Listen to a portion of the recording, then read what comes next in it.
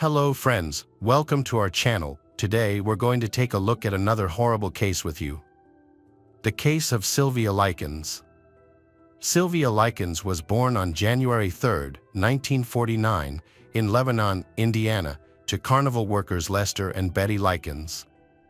She was the third of 5 children, and her childhood was marked by frequent moves and financial hardship. Sylvia's siblings included 2 sets of twins, older twins Daniel and Diana, and younger twins Benny and Jenny. Jenny suffered from polio, which left her with a limp and weak legs, requiring her to wear a steel brace for support. Due to her parents' unstable marriage and nomadic lifestyle, Sylvia and Jenny often stayed with their grandmother, providing a safer and more stable environment. This arrangement allowed the girls to maintain a steady education despite the family's frequent travels. Sylvia began taking on responsibilities at a young age. She babysat, ran errands for neighbors and friends, and helped with household chores such as ironing. This allowed her to earn some money to buy things she wanted, and she often shared the money with her mother. Those who knew Sylvia described her as a friendly, confident, and charming girl with long, wavy, light brown hair that fell to her shoulders. Her friends affectionately called her Cookie. However, despite her outgoing personality, Sylvia was self-conscious about her smile because she had lost a front tooth due to a childhood accident while playing with one of her brothers. Sylvia often took Jenny to the local skating rink, where she would help her skate by holding her hand. In June 1965, Sylvia and Jenny lived with their parents in Indianapolis. However, their mother was arrested and jailed for theft in July.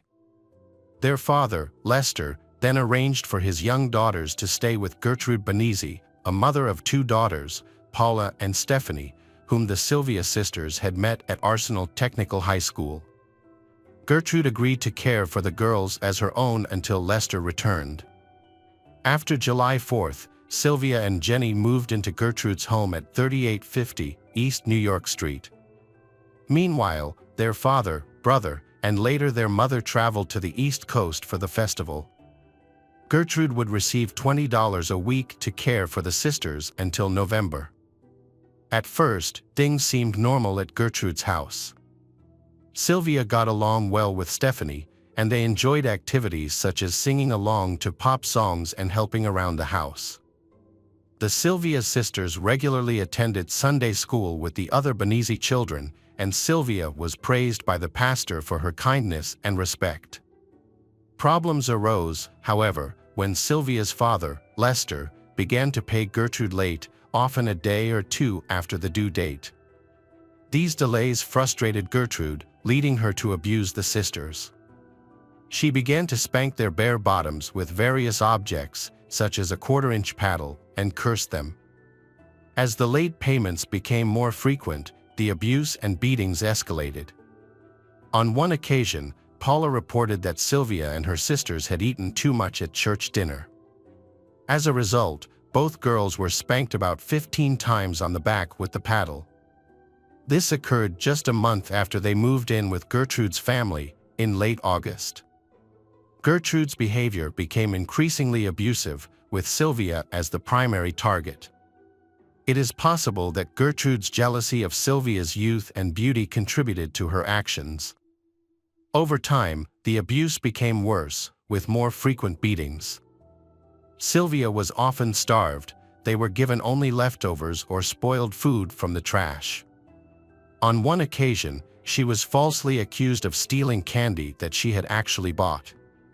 On another occasion, she was publicly humiliated when Sylvia told Stephanie and Jenny about a boyfriend she had in Long Beach, whom she had met while her family was living in California. She shared stories of her time with him, including one in which she snuggled under the covers with him. Gertrude asked Sylvia why she did that, and Sylvia shrugged and said she didn't know. A few days later, Gertrude brought up the subject again, this time making a sarcastic comment about Sylvia's growing belly and hinting that she might be pregnant. Sylvia thought Gertrude was joking and joked along.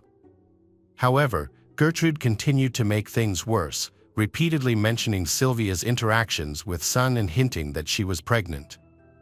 The situation turned violent when Gertrude suddenly kicked Sylvia in the genitals. Gertrude's overweight and pregnant daughter, Paula, who was jealous of Sylvia's appearance, joined in the attack. She pulled Sylvia out of the chair and onto the kitchen floor, screaming that Sylvia didn't deserve to sit in the chair. In another incident, while the family was having dinner, Gertrude, Paula, and a neighbor boy, Randy Gordon Lepper, forced Sylvia to eat a hot dog filled with mustard, ketchup, and relish. As expected, Sylvia vomited, and they brutally forced her to swallow what she had vomited. Sylvia was so upset that she spread rumors at school, accusing Stephanie and Paula of prostitution. When a boy at school approached Stephanie with offers, saying that Sylvia was the one who spread the rumors, Stephanie confronted Sylvia when she got home. Sylvia confessed to being the one who spread the rumors. Then, in retaliation, Stephanie punched her very hard. Sylvia apologized and cried. Stephanie's 15-year-old boyfriend, Randolph Hubbard, found out about the incident and the rumors, and then violently assaulted Sylvia. He slapped her, slammed her head against the wall, and threw her to the floor. Stephanie's mother, Gertrude, also joined in, hitting Sylvia several times with a paddle. Daily life at Gertrude's house was a nightmare of increasingly violent episodes. On one occasion, Paula punched Sylvia in the face so hard that she broke her own wrist, concentrating her blows on Sylvia's mouth and eyes. Paula then used a brace on her arm to beat Sylvia even harder.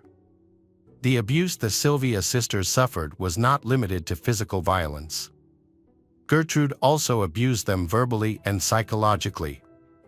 On one occasion, she falsely accused Sylvia of being a slut and a prostitute, criticizing the immorality of prostitution and the degradation of women. Gertrude then forced her younger sister Jenny to beat her, threatening that if she refused, she would suffer the same abuse as Sylvia. The Sylvia sisters were abused not only by Gertrude's family, but also by Coy Hubbard and his classmates, who frequently visited Gertrude's home. They would verbally and physically abuse Sylvia, and often with the participation of Gertrude and her children. Neighborhood children also frequently beat Sylvia, using her as a punching bag in violent judo training sessions. They would burn her body, burn her skin with sticks, and cause severe injuries to her genitals. In one particularly humiliating incident, Sylvia was forced to strip in the living room and masturbate with a bottle. Gertrude would later tell everyone that this humiliating act was to show Jenny what kind of person her sister was. Over time, Gertrude banned Sylvia from school after she confessed to stealing a gym outfit from school. Sylvia had taken the outfit because Gertrude had not bought her clothes. As a result, Sylvia's education was disrupted and she was severely punished. Gertrude regularly beat her with a 7-inch police belt. The situation escalated when Gertrude changed the subject to premarital sex and then kicked Sylvia in the genitals. During this attack, Stephanie defended Sylvia, shouting, "She didn't do anything." Gertrude continued to torture her by burning Sylvia's fingertips with matches before continuing to beat her. A few days later, Gertrude used a police belt to beat Jenny several times. Jenny is said to have taken a tennis shoe from school to put on her stronger foot. As the torture and abuse worsened, Sylvia was not allowed to use the bathroom and was forced to wet the bed as punishment for her incontinence. On October 6, 1965, Gertrude took Sylvia to the basement, tied her up, and barely fed or watered her. She was often tied to the basement stair railing with her feet barely touching the ground. Gertrude's family would occasionally stop abusing Sylvia to watch their favorite television show. Sylvia's tragic ordeal even involved the neighborhood children, who paid 5 cents each to participate in her humiliation, beating, burning, and eventually mutilation during her captivity in the basement. Gertrude and her children bound and gagged Sylvia, then placed her in a bathtub filled with hot water. and rubbed salt into her wounds. After this incident, the father of a neighbor boy named Michael John Monroe anonymously called the Arsenal School to report that a girl with sores all over her body was living at Gertrude's house. A school nurse came to Gertrude's house to investigate, as Sylvia had been absent from school for several days. However, Gertrude lied to the nurse, saying that Sylvia had run away the previous week and that she did not know where she was. Gertrude attributed Sylvia's sores to poor personal hygiene. Gertrude also claimed that Sylvia had been a negative influence on both her children and her sister. The school did not investigate further, neglecting to check on Sylvia's health or whereabouts. In mid-October, Gertrude's son, John Banaszewski Jr., played a cruel prank on Sylvia. He offered her a plate of soup, but quickly snatched it away when she tried to eat it with her hands. By this time, Sylvia was severely malnourished. Gertrude allowed Sylvia to sleep upstairs that night, but only if she did not wet the bed. Before going to bed, Sylvia secretly asked Jenny for a glass of water. The next morning, Gertrude discovered that Sylvia had accidentally wet the bed. To punish Sylvia, Gertrude forced her to masturbate again with a glass jar in front of Gertrude's children. Immediately afterwards, Gertrude yelled at Sylvia to go back to the kitchen. She then ordered Sylvia to strip. Gertrude told Sylvia, "You branded my daughter, now I will brand you." Using a hot needle, Gertrude began carving the words, "I am a prostitute and proud of it," into Sylvia's stomach. While Gertrude was still carving, she told 14-year-old Richard Hobbs to finish carving the words into Sylvia's skin. Meanwhile, Gertrude took Jenny to a nearby grocery store. Richard continued carving the words into Sylvia's stomach as she gritted her teeth and groaned in pain. Later, Richard and 10-year-old Shirley took Sylvia into the basement. They tried to burn the letter "Des" under Sylvia's left breast with an anchor bolt. The resulting deep burn scar looked like the number 3. That terrible night, Sylvia confided in her younger sister Jenny, saying that she was sure she would die from the unbearable abuse. The next day, Gertrude forced Sylvia to write a letter, the contents to fool her parents into thinking that Sylvia had run away from Gertrude's house. The letter was intended to falsely accuse a group of local boys of mistreating and harming Sylvia, claiming that she had initially consented to sexual intercourse with them. After the letter was written, Gertrude planned to have John Jr. and Jenny blindfold Sylvia, take her to a nearby wooded area called Jimmy Woods, and leave her for dead. However, this plan was not immediately carried out. Instead, Sylvia was tied to the railing of the basement stairs. Gertrude offered her biscuits, but Sylvia refused, offering to give them to the dog. Angered, Gertrude stuffed the biscuits into Sylvia's mouth, and she and her son John began to beat Sylvia savagely, aiming for her stomach. On October 26th, Sylvia's condition worsened. She had difficulty speaking and could no longer move her limbs properly. Gertrude took her into the kitchen, pressed her against the wall, and tried to feed her a donut and a glass of milk, but Sylvia was unable to hold the glass of milk properly. Gertrude became frustrated and assaulted Sylvia.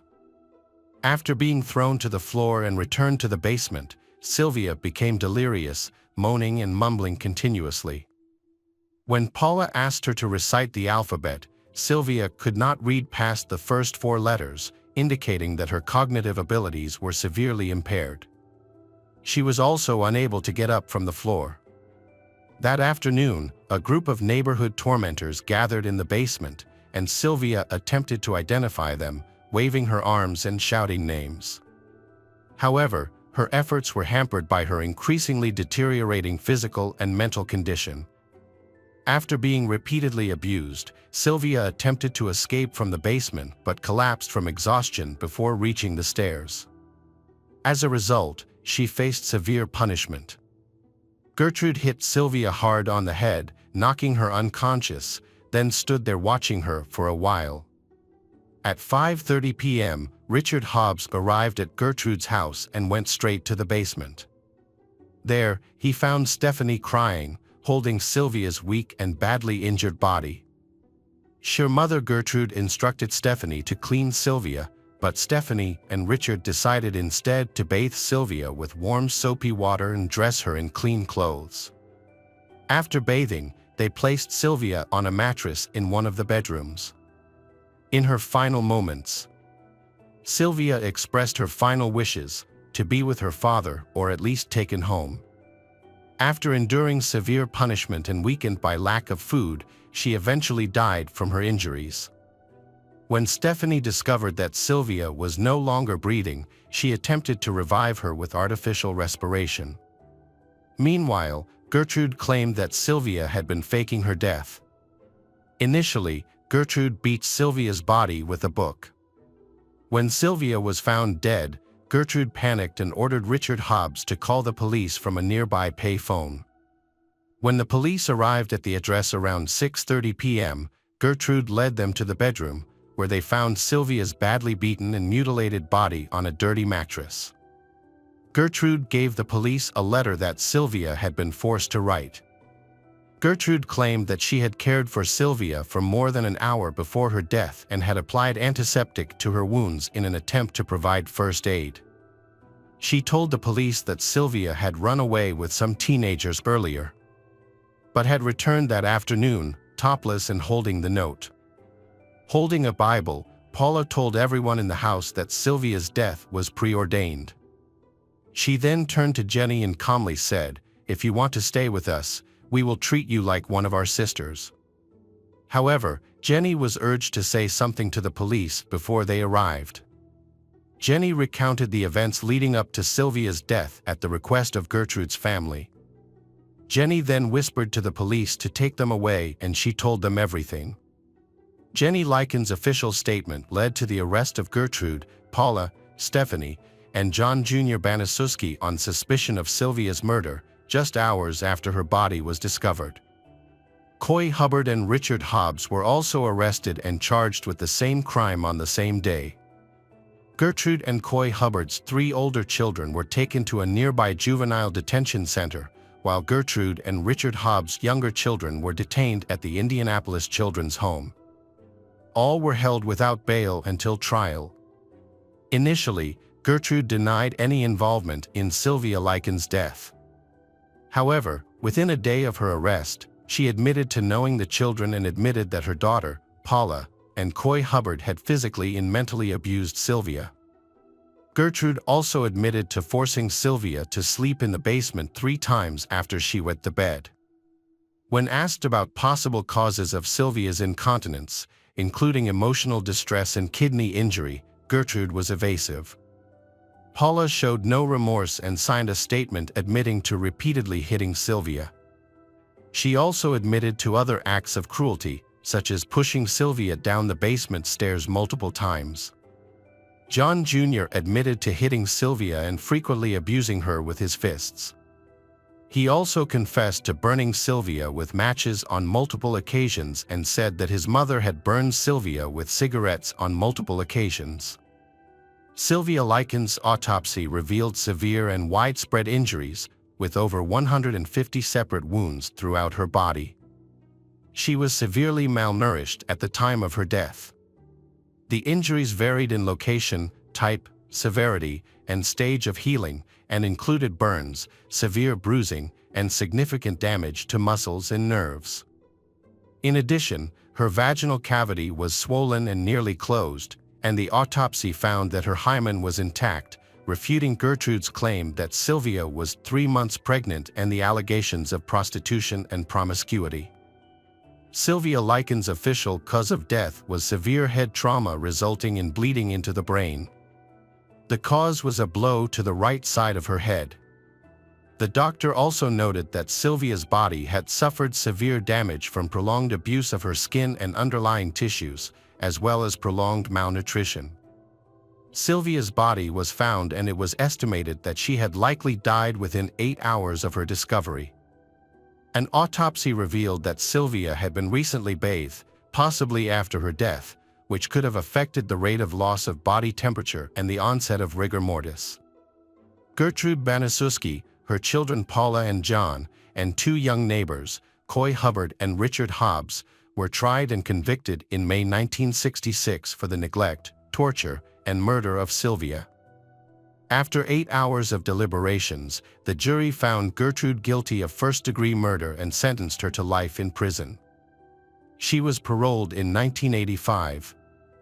Paula was convicted of second-degree murder and sentenced to life in prison. She later appealed and was retried in 1971, where she pleaded guilty to involuntary manslaughter and was sentenced to 2 to 21 years in prison. She was released from prison in 1972. Hobbs, Hubbard, and John were convicted of manslaughter and spent less than 2 years in the Indiana House of Reform before being paroled on February 27, 1968. Indiana residents consider the torture and murder of Sylvia Likens to be the worst crime in the state's history. Sylvia died on October 26 in Indianapolis, Indiana, before her parents could return to pick her and her sister up in November. The sisters did not want to report the increasing abuse and neglect to family members or school, fearing that speaking out would only make things worse. Jenny, the younger sister, was threatened by Gertrude that she would be abused and tortured like her sister if she spoke up. Jenny was also bullied by neighborhood girls, who would taunt or attack her whenever she mentioned her sister's plight.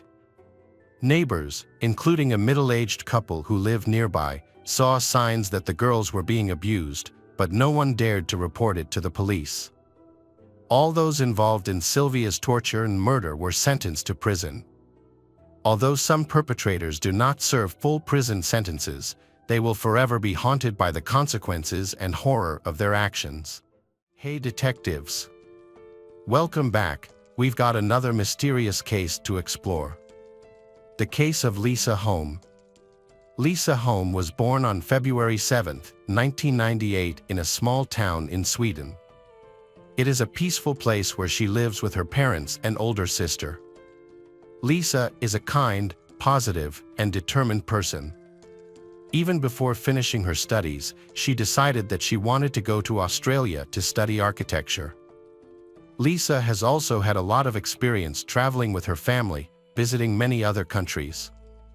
In the summer of 2015, when Lisa turned 17, she finally found her first job at a cafe about a 40-minute drive from home. During the first few weeks, her parents still drove her to work. However, not long after, her father decided to buy her a scooter so that she could get around on her own.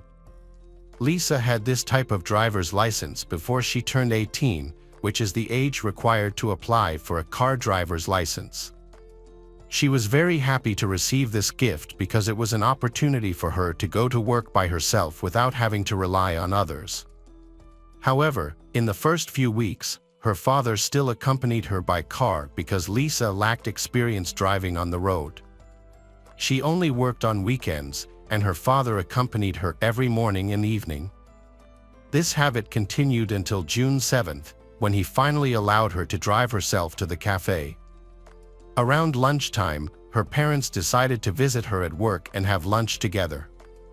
That day, the cafe was quite crowded, so Lisa was very busy with work. She took a short break to have lunch with her parents, then they returned home. At 6:23 p.m., Lisa sent a text message to her father saying that she was coming home. Just 3 minutes later, her father received a call from Lisa, but no one answered. He heard some voices in the background and thought that Lisa had accidentally called his number while talking to her colleague. He also heard the sound of a car door closing. He called Lisa's name several times, but no one answered. Then, he ended the call and started waiting for her to come home.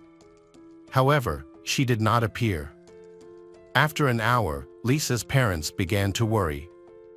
They thought something might have happened to her on the way since she should have arrived by now. This was the first time she had ridden a scooter alone, and her father was very concerned about her safety. He tried calling her several times, but Lisa's phone was turned off. After waiting for a while, her father decided to set off, hoping to meet Lisa on the way because she could have taken the shortest route. Her father was afraid that Lisa might have had an accident, so he drove carefully, paying attention to the road but did not see his daughter. Finally, he went to the cafe but could not find Lisa. When he arrived at her workplace, he noticed that Lisa's scooter was parked in front of the building. At that moment, he panicked because he could not find his daughter despite having come all this way.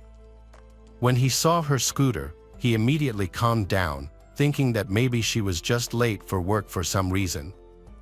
However, there was no one in the cafe, and he noticed something else. Lisa's scooter key was still in the ignition, with a helmet dangling from the handle.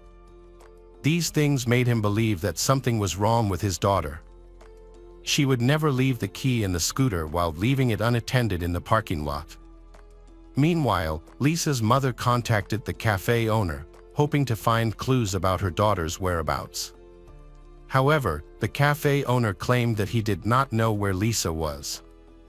According to the cafe owner, Lisa had called the staff around 6 p.m. and they told her that they were closing the cafe. After the call from Lisa's mother, the cafe owner immediately got in his car and went to the cafe. On the way, the cafe owner also contacted four friends who lived nearby, asking them to help find Lisa. When the cafe owner arrived, they began searching both the cafe and the surrounding area. They hoped that Lisa might have decided to take the bus instead of the scooter. Lisa's mother and sister drove to the bus station in their town to check the schedule.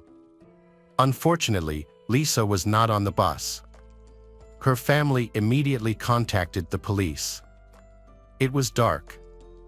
The police quickly expanded the search. The fact that Lisa's motorbike was left in the parking lot with the keys made them consider the possibility that Lisa had been kidnapped. Such incidents are quite rare in Sweden, especially in the remote rural area where she lived. Therefore, the police quickly mobilized teams with sniffer dogs, while other officers began knocking on doors near the cafe. When Lisa's classmates and friends learned about her missing, they shared information about the case on social media, hoping to attract more attention and find witnesses. The search went on all night but yielded no results. On Monday morning, the police department announced Lisa's missing to the public and asked anyone with information to come forward. At the same time, a man working in a warehouse across the street from the cafe found a motorcycle glove on the floor and reported it to the police. Detectives had checked the warehouse the night Lisa went missing but did not find the glove. They later showed the glove to Lisa's parents, who confirmed that it belonged to their daughter. This further strengthened the theory that Lisa had been kidnapped, and the police intensified their search efforts. By that time, news of Lisa's missing had captured the nation's attention, and hundreds of volunteers had joined the search. On Tuesday, the police received some alarming new leads. Volunteers searched the area around a dirt road a few hundred yards from the cafe. During the investigation of the crime scene, investigators collected several pieces of evidence related to Lisa, including a phone case, a receipt, a ticket, and a broken smartphone screen. They later found other parts of the smartphone, Lisa's ID card, and several other receipts scattered along the dirt road. This evidence made the police almost certain that Lisa had been kidnapped. They mobilized every available resource for the search, and the number of participants grew. The case became a major news topic in Sweden, and hundreds of volunteers from across the country joined the search. A local missing persons organization also joined the effort. The scale of the search for Lisa became the largest in the country's modern history, with more than 1,000 people involved in total. The police received numerous calls from people with information about Lisa's missing. One woman reported that before Lisa went missing, she had gone jogging. While she was jogging, a man standing next to his car stopped her and asked for directions to a city she had never heard of. He spoke to her in English. She tried to give him directions using Google Maps, but he asked her to get in his car and show him the way using his navigation device. The woman found this request suspicious, so she refused and continued walking. She also told the police that she believed she had seen the man among the workers repairing a warehouse across from the cafe. Lisa's co-workers shared a testimony with the police. On the day of her missing, a witness noticed two men standing across from the coffee shop, looking in the direction of where she worked. The witness didn't think much of it at the time, but after Lisa went missing, they decided to share it with the police. The next day, Wednesday, Lisa's father and some friends searched the dirt road where her belongings had been found the day before. When they went a little further, they found Lisa's driver's license and house keys. This suggested that Lisa may have been abducted and forced to leave the coffee shop via this road. Her kidnapper may have thrown her belongings out of the car or other vehicle they used to abduct her. Police and volunteers focused their efforts in this area, but no other items were found. That evening, a friend of Lisa's father was returning home from his search. As he passed the coffee shop, he noticed that the police had left the warehouse where Lisa's gloves were found. The man decided to go inside the coffee shop to look for any other clues. This time, he used his car's flashlight to walk around the premises since it was dark. While there, he noticed a shiny object lying on the floor. Upon closer inspection, he realized it was a pair of women's earrings. The man later reported this to the police, who showed the earrings to Lisa's parents. They confirmed that the jewelry belonged to their daughter. The police then sealed off the shed and conducted a more thorough inspection. The lead detective explained that on the first day of the search for Lisa, the priority was to find her, so the shed had not been fully inspected, and they may have missed small items such as earrings. After conducting an in-depth investigation, forensic experts and sniffer dogs were called in. They discovered a remarkable piece of evidence hidden behind a wall, which was traces of human feces. Although it seemed unrelated to the case, forensic experts developed an hypothesis regarding it. When criminals commit serious and horrifying crimes, their bodies secrete a large amount of adrenaline, which can lead them to be unable to control their urge to urinate. This often happens to murderers, who frequently urinate before or during the crime. Based on the discovery of Lisa's gloves and earrings in the warehouse area, the police hypothesized that if she had been kidnapped, the perpetrator might have dragged her into this building. Therefore, detectives did not rule out the possibility that the kidnapper may have consumed a large amount of adrenaline, leading to an inability to control himself and necessitating urination at the scene.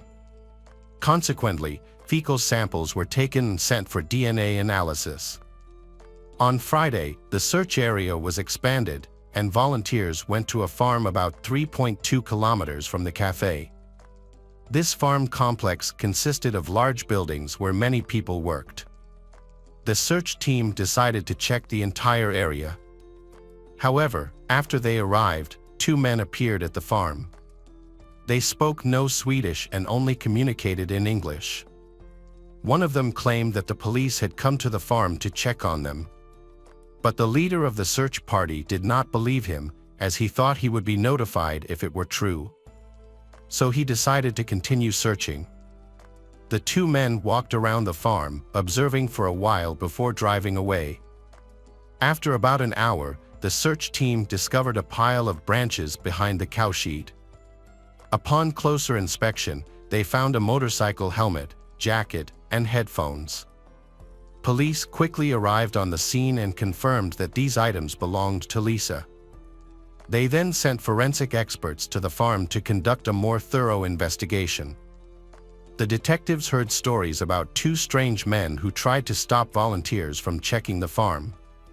The police also recalled a report about a woman who had encountered a man acting suspiciously while jogging and who spoke English. In fact, they had some idea of his identity from the very beginning of the search. They visited the houses surrounding the cafe. In one of the houses, two Lithuanian brothers lived with the wife of one of them. All three of them spoke no Swedish and communicated only in English. They were the only people within a few miles who did not speak the local language. The police also had other indirect reasons to suspect them. The brothers worked at the warehouse across the street from the cafe and at the farm where Lisa's helmet was found. They were familiar with these locations and the road leading to their house. Since there were no other suspects, the police decided to question all three of them. Forensic experts, along with volunteers, went to the farm to continue the investigation. They noticed an old trailer, surrounded by tall grass, that looked like it hadn't been used in years. However, the grass around the door was flattened, indicating that something had been there recently. In addition, the grass under the door was also matted down, indicating that the door had not been opened for a long time. When the forensic experts opened the door, they were immediately hit by a strong stench of decay. Inside the trailer were several wardrobes, most of which had previously been used as changing rooms for workers. All but one were locked, leading experts to suspect that Lisa's body might be in one of them. They began opening each one and eventually discovered Lisa's body in an open cupboard, hidden behind a pile of old clothes and rags. Despite the small size of the cupboard, the perpetrator had managed to squeeze the victim inside. Lisa had been tied up with a rope around her neck and duct tape wrapped around her head. Her pants had been pulled down, and her shirt had been pulled up. Medical experts determined that Lisa had died from strangulation, but no signs of sexual assault were found. All of her clothes were turned over to the lab for testing. As news of the discovery of her body spread rapidly across the country, headlines in Sweden focused on Lisa's abduction. When her body was found and the public learned of her brutal murder, the incident shocked the entire nation. Since such crimes are extremely rare in Sweden, everyone was taken aback that someone could commit such a brutal act. On the same day her body was discovered, something unusual and quite strange happened. A YouTube user came across a video posted 13 days before the murder, titled 13, which had a countdown timer. The most disturbing detail was that the name of the channel that posted the video was Lisa. News of this video quickly spread across the media, leaving many people stunned by the coincidence. Some began to speculate that someone had predicted the murder, but the truth was much simpler. Someone had likely changed the channel name and video title after discovering Lisa's body. This could have been to suggest another conspiracy theory or just a cruel joke. The police are trying their best to quickly find the culprit in this murder. When Lisa's body was discovered, investigators brought in the owners of the farm, Narigis Belavicius, his brother and his brother's wife, for questioning. However, all of them denied any involvement in the case. They claimed that at the time of the kidnapping, they were at home together to provide each other with an alibi. According to their story, Narigis was sleeping in his room while his wife was preparing dinner and Narigis' brother was on the computer.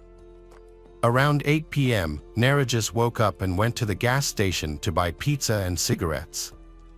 The police had some doubts about the testimony of them, as they might have been protecting each other. Although the police collected their DNA samples, investigators still did not find direct evidence linking them to the murder case. Forensic experts worked diligently at relevant locations, such as the barn and the farm, using all available resources and manpower, and their efforts finally paid off.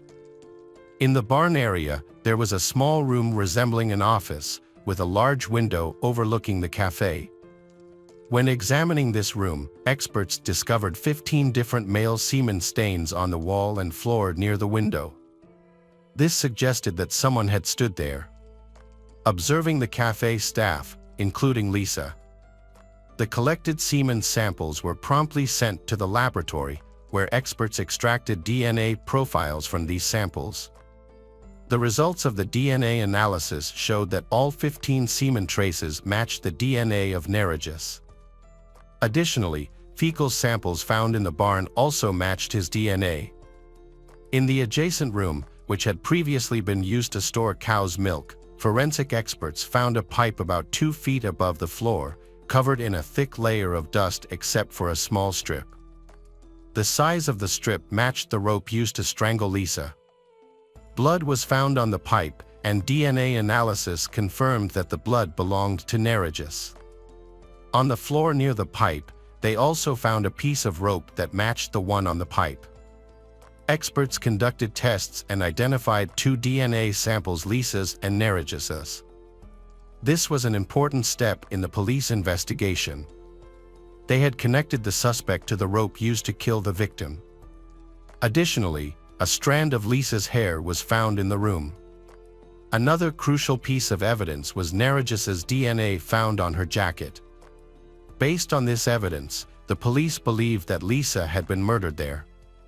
Police pieced together a similar sequence of events. Neregis had been observing the cafe for some time, and when Lisa was alone in the parking lot, he approached her. Based on the jogger's account, he may have pretended to ask Lisa for directions to a certain city or used some other tactic to trick her. Neregis may have then lured Lisa into his car to enter a route into the GPS system. Since Lisa was a kind person who always tried to help others, she may have agreed. Once she was in the car, the perpetrator covered her mouth and drove to a secluded place. At the scene, the perpetrator tied a rope around the victim's neck and hung her from a pipe. According to doctors, this action may have excited the perpetrator so much that he experienced an adrenaline rush, causing him to defecate on the spot. After the victim died, he placed Lisa's body in his car and drove to the farm, throwing her belongings out the window on the way. He hid the victim's body in the trailer's storage locker and covered it with old clothes. The entire process took less than an hour. Despite the overwhelming evidence, he maintained his innocence. His wife and brother were not involved and were released. They quickly left Sweden and returned to Lithuania. Preparations for the trial were intense. Neregis claimed that he had worked in that warehouse for a long time, so his DNA could have been present due to his work. Additionally, he had alibis from his wife and brother, although there were doubts about the reliability of both sources in court. This could work in his favor, although many uncertainties remained. However, the presence of Neregis's DNA on the victim's clothes could only be explained by his direct contact with her on the day of the murder. Furthermore, the police also found a witness who saw Neregis's car near the cafe just before and after Lisa's abduction. According to the witness, the car had traveled several times on the road between the cafe and the farm at a time when Neregis was believed to be asleep at home, according to his brother and his wife. After months of investigation, experts used the most advanced equipment to examine all the collected evidence. They found traces of Neregis's DNA on most of Lisa's clothing, including inside her underwear. With public interest piqued, the investigators continued to search for more clues that could influence the proceedings and strengthen Neregis's connection to the case. They traveled to Lithuania to speak with his wife and his brother again. The woman maintained that he had not left the house between 6 p.m. and 8 p.m., but when his brother was questioned, the detectives quickly obtained the information they wanted. After presenting the man with all the evidence against his brother and the details of what he had done to the 17-year-old girl, the man decided to cooperate with the police. He claimed that Neregis was not home that night, returning only around 7:30 p.m. He looked dirty and immediately washed all his clothes. As the police began questioning all the residents and visiting their homes, Neregis whispered to his brother to tell the police that he had been home during that time. Neregis later explained that he was afraid of being charged with a crime he did not commit, as he was an immigrant and had no alibi at the time of the abduction. The brother truly believed his cousin was innocent, but after hearing all the evidence, he realized that his initial thoughts might have been incorrect. Lisa's funeral took place just a month after her murder. The church where the funeral was held could only accommodate 130 people, but many more came to say goodbye to her. The organizers decided to set up extra chairs and screens outside so that everyone could watch the ceremony. The trial began 4 months after the murder and once again attracted national attention, placing everyone involved under a great deal of pressure. Neregis's lawyer claimed that his client's DNA could have been found on the victim's clothes because he had worked in the barn. However, the prosecutor argued that this explanation did not make sense, especially concerning Lisa's underwear. The only way the suspect's DNA could have ended up there would be if he had touched the victim's underwear. The lawyer was unable to produce any concrete evidence to prove his client's innocence. Instead, he theorized that the real killer was Narcissus's brother. According to this theory, the brother took multiple samples of Narcissus's DNA and deliberately left them on the victim's body and at the crime scene to confuse the case. But this defense was quickly dismissed. The trial lasted a month, and Narcissus was convicted of murder and sentenced to life in a high-security prison. Although in Sweden, this prison offers the same amenities as a 3-star hotel. The lawyer appealed but was rejected. In early 2017, Narcissus himself applied to be transferred to a prison in his home country of Lithuania for reasons that remain unclear. Lithuanian prisons are significantly worse than those in Sweden. Yet the court still accepted the defendant's request. After all, providing comfortable conditions of detention cost Swedish taxpayers hundreds of dollars per day per prisoner. That same year, Narcissus appealed to the Lithuanian court, and his sentence was reduced from life to 15 years. However, his joy was short-lived. A few weeks later, the court overturned the decision, and Narcissus was once again sentenced to life in prison, with no chance of returning to a comfortable cell in Sweden. 5 years later, in August 2022, Narcissus was transferred to a prison in Lithuania. While other prisoners were being moved to another ward, one of them attacked and seriously injured Narcissus, leading to his death on the way to the hospital. As for the suspect's wife, her involvement in the case has not been completely ruled out. The police stressed that it was almost impossible for her to be directly involved in the kidnapping or murder. If that were the case, experts would have found her DNA on the victim's clothes or belongings. However, it cannot be ruled out that she knew about Narcissus's crime and tried to help him escape punishment by providing a false alibi. Narcissus's brother also raised questions. Cafe employees reported seeing 2 men standing near the barn and watching them. Assuming that one of them was Narcissus himself, the other man could have been his brother. However, the man's DNA was not found in the barn or on Lisa's clothes, making it unlikely that he was involved in the murder. Hey detectives! Welcome back. We've got another mysterious case to explore. The case of the Ortega family. Paula, born in March 1986, is the second child in a large family. She excelled at Dario Figueroa Lara School and then went on to study at the Polytechnic University. During her time at university, Paula discovered her passion for the hospitality industry. After completing her studies, Paula became actively involved in expanding her family's business, focusing on the production of party goods. Her family, the Ortega Alcosers, were wealthy and highly respected in Sangalki and surrounding towns in Ecuador. Paula's father had started his business by supplying party goods across Ecuador, eventually finding great success and enabling him to produce his own balloons, piñatas, and other festive items. This growth led to the establishment of multiple stores. The business success led to the opening of several stores in various locations, including in Sinoli in Ecuador's capital, Quito. Each member of the family played a vital role in the business, contributing to its development and operation. The father oversaw the expansion of the main production line, while opening new workshops for various party items. Paula and her 2 siblings each managed a store, shaping it according to their own vision. Paula's entrepreneurial skills extended beyond just managing her store. The business became even more successful when she added a party planning service. This venture brought her immense joy as it allowed her to bring happiness to people. Paula Ortega has achieved great success in her business career, but her personal life has not been as fortunate. Despite her youthful appearance, but she faced numerous hardships in her life, with her first marriage to Carlos Pedro serving as an example.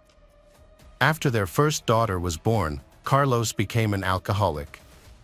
This led to him frequently disappearing from home, during which time he also stole money from Paula's shop. Things got worse when Paula discovered Carlos was having an affair, forcing her to end her marriage to he. During this difficult time, raising her daughter alone, Paula found it difficult to be optimistic to find happiness. However, with her family's emotional support and dedication to work, she eventually regained some stability. It wasn't until 10 years later that Paula met Christian Diego, a young man 4 years her junior. She was initially hesitant to trust him due to what had happened before. Christian, however, turned out to be patient, reliable, and especially skilled in forming a connection with Paula's daughter. 2 years into the relationship, Paula's heart softened towards Christian, and they decided to get married. Christian lovingly Paula's daughter as his own, and soon they welcomed their new daughter, Maria.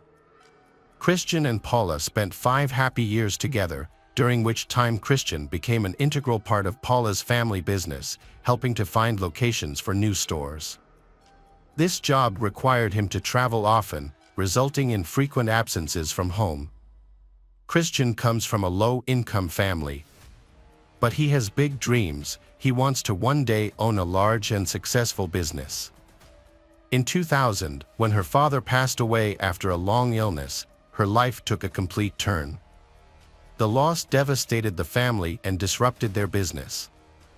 Some people are so skilled at hiding their true nature that they can live with others for years without raising suspicion. A shocking and unexpected incident is often what exposes their true nature. And Christian's change becomes apparent after several incidents, which reveal his true character. Christian and his wife, Paula Ortega, appeared to be a happy and successful couple to those around them. But beneath the surface, their relationship was far from perfect. Christian saw an opportunity to take over Paula's father's role and fulfill his own ambitions of wealth and power. Unfortunately, due to his lack of experience, he made a series of failed business decisions. Frustrated and desperate, Christian's behavior towards his family changed dramatically. He began to resent them, then abandoned them to live a life of luxury.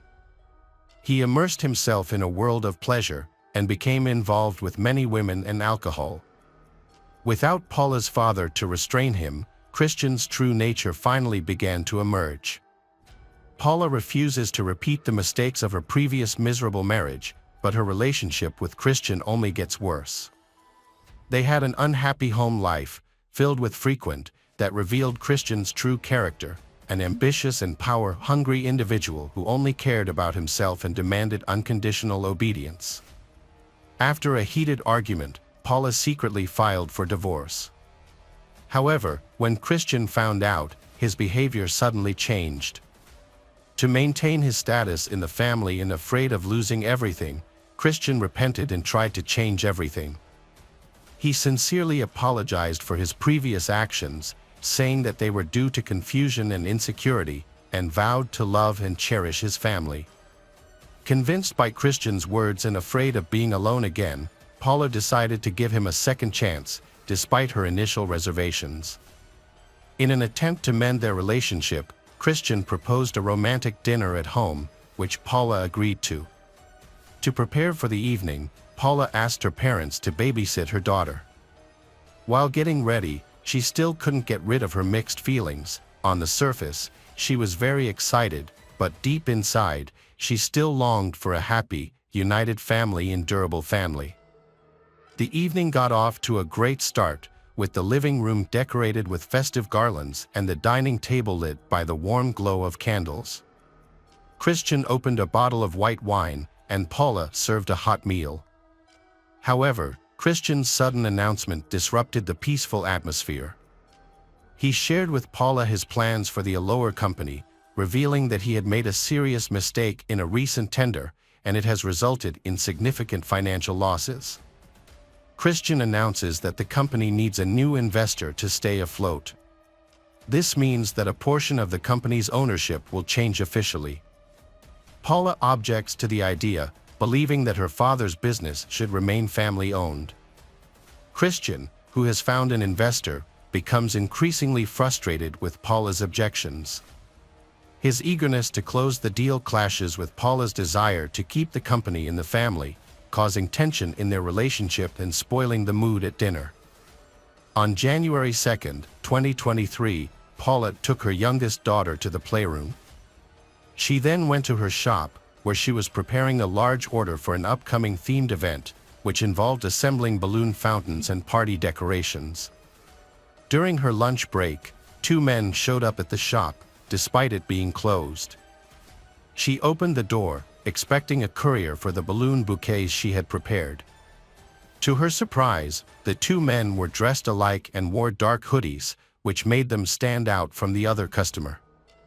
As they entered the shop, they seemed out of place and their lingering. Scanning the area caused Paula to feel uneasy. The situation escalated when they moved toward her, cornering her against the wall. Then, a young courier knocked on the glass door, breaking the tense atmosphere. Two suspicious men quickly left the store, and the delivery person accidentally rescued Paula from a dangerous situation. Paula felt a mix of anxiety and apprehension as she handed over the package, then she proceeded to close her shop, wrapping up her day. Her hands trembled as she called her mother, expressing her fear over the phone. Although her mother advised reporting the incident to the police, Paula declined. Maybe she was just scared, and no harm actually happened. The rest of the day, Paula's thoughts were consumed by the strange encounter and her husband Christian's recent behavior. Seeking comfort, she took a walk around the city, stopping at a cafe for coffee and then visiting her sister, where they shared a cup of fragrant tea. As they talked, Paula opened up to her sister about the frightening encounter at her shop and her troubled marriage. She shared how Christian had changed after their father's passing, becoming increasingly consumed by his addiction to alcohol and being unfaithful. For the first time, Paula let go of her pride and shame, confessing to her sister the pain she endured in her marriage. The conversation brought her a sense of relief and comfort. Paula's younger sister Adriana described her as lively, happy, enterprising, and hardworking, with a gentle and kind nature as a mother.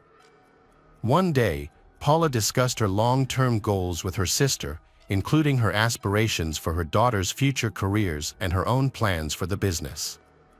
She was a selfless and dedicated person. After their emotional conversation, Paula headed home.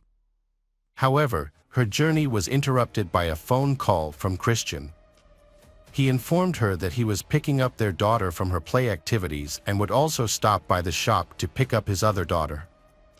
The background noise of children's voices made his conversation rushed. Paula didn't get an opportunity to tell Christian about a disturbing incident at her shop, largely because she suspected his possible involvement. Paula reluctantly went back to work, putting her family's needs before her own. Christian soon arrived alone, explaining that their daughter had opted to go home early, and he couldn't refuse her request. He told Paula that the girls were waiting for dinner at home and were looking forward to hamburgers. Then, Christian took Paula to the courtyard of a shopping center several blocks away, rather than a nearby fast food joint. After parking the car in a secluded area, he left Paula inside while he went to collect their order. As she relaxed in the passenger seat after a stressful day, Paula closed her eyes, unaware of the danger approaching. Two familiar figures soon appeared near the car, talking loudly and circling the vehicle. Paula recognized them as the unexpected visitors who had been to her shop. She tried to remain calm, trusting that the car was secure and Christian would return soon. However, the car's lights suddenly flashed, and the door locks disengaged. Panicked, Paula scrambled to the back seat, hiding between the seats and covering her head with her arms.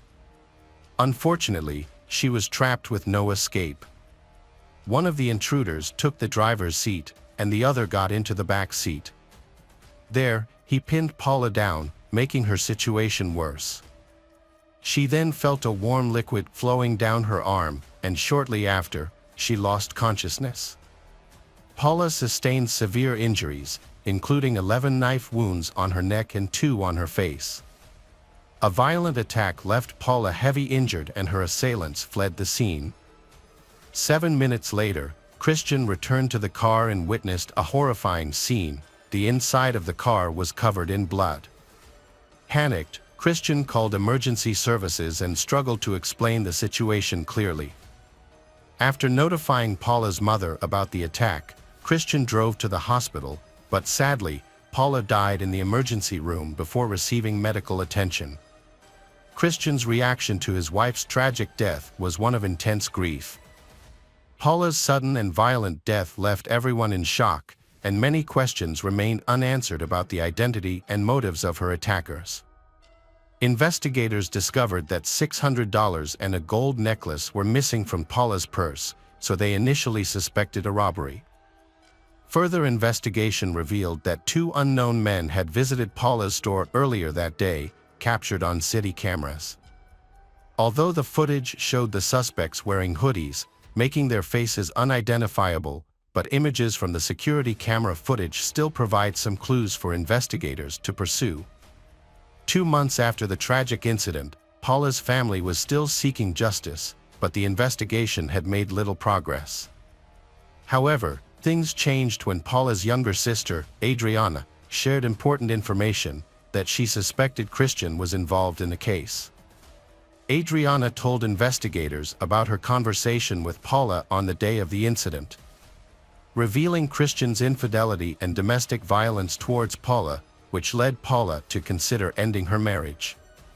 Christian had a motive for the crime, because if the divorce happened, his ambitions would be affected and he would lose his wealth and social status. The prosecution learned about this lead further and conducted a search of Christian's home, where they found incriminating messages on his phone. These messages revealed multiple affairs and strained marital relations. Another critical piece of evidence was a document that Paula had refused to sign, which would have transferred the company to other investors. As the prosecution continues to gather evidence against Christian, they uncover new details that shed further light on the complexities of Christian and Paula's relationship. Notably, 2 weeks after the incident, Adriana discovered a transaction that raised further suspicions about Christian's behavior. She discovered that he had made a significant transaction, transferring $2,000 to an unidentified woman's bank account. He made a payment from his wife Paula's account while she was dying from her injuries. It seems Christian has been waiting for the right opportunity to do this. Investigations confirmed that on the day of the incident, Christian made a $2,000 transfer to Laura Castillo's bank account. Laura, a 28-year-old woman, was questioned by police after her identity was discovered as the recipient of the payment. Laura explained that she had noticed her bank card was missing a couple of days before the transfer but hadn't thought much of it, assuming her brother had borrowed it. Although her account received the payment, Laura denied knowing Christian and had a solid alibi for the time of the incident, which cleared her of any involvement. She was released from questioning, but the investigation was left at a dead end once again. Days after the crime, Laura went back to the police station with an update on her brother. As she initially suspected, he had indeed returned her bank card. Laura gave a detailed description of her brother's appearance, which matched one of the criminals caught on surveillance cameras near the car. One crucial piece of evidence was that one attacker had neglected to pull up his hood while fleeing the scene, allowing his face to be seen. The investigation led to the identification of 2 offenders, Byron and Morton Castillo, who had an extensive history of criminal activity. The 2 criminals were arrested, but the question remains, why did these criminals target Paula? A deeper investigation revealed that they had attacked Paula repeatedly. On December 8, 2022, Paula was the victim of a car theft at a gas station. As she was distracted by one man, his accomplice quickly got into her car and drove away. Thankfully, her daughters were not in the vehicle at the time. The gas station's surveillance footage revealed the identities of the perpetrators. Besides, Paula had unknowingly met one of the thieves earlier that day. In a surprising turn of events, Christian then came forward claiming that the thieves had contacted him. He arranged a meeting with them, and during this encounter, he managed to retrieve Paula's stolen belongings, including her wallet. This action of Christian makes people suspicious of his true intentions and wonder if he is collaborating with the thieves. Surveillance cameras became key in identifying the men involved in the carjacking. And Christian realized he was a suspect. To divert the police's suspicion, Christian created a new defense story, claiming that he had been blackmailed by Byron and Morton. They demanded a large sum of money from him. However, before he could make this statement, the police acted quickly by questioning Byron and Morton separately and only telling one of them that the other suspect had confessed. The police obtained a confession from Morton. According to Morton's statement, Christian had paid them $2,000 over 2 months before to kill his wife, Paula, with the promise of an additional $2,000 after the murder. During a reenactment of the crime, Morton showed how he inflicted 11 fatal knife wounds on the Paula. With the crime exposed, Morton callously revealed all the details about his and Christian's arrangement. Morton exposed that the car theft and the attack on Paula's shop were also tactics used by Christian to intimidate her. Fortunately, Paula survived for a few hours longer than planned. On November 29, 2023, the 3 suspects, Christian, Byron, and Morton, appeared in court. The prosecution presented a detailed account of the incidents on the day of the murder, compiled from multiple sources. Surveillance camera footage from the area where Christian parked his car was analyzed using forensic techniques. The footage revealed a disturbing series of incidents. In the video, Christian is seen leaving his car and walking towards an elevator in a nearby shopping center. Soon after, Christian is seen remotely unlocking his car from a distance, allowing 2 accomplices, Byron and Morton, to enter the vehicle and attack Paula. The prosecutor's report highlighted Christian's unusual behavior after the attack. Surveillance videos showed him pacing back and forth, making phone calls, and even approaching and then retreating from the car. When he found his bleeding wife, he displayed no signs of shock or a sense of urgency to get her medical help.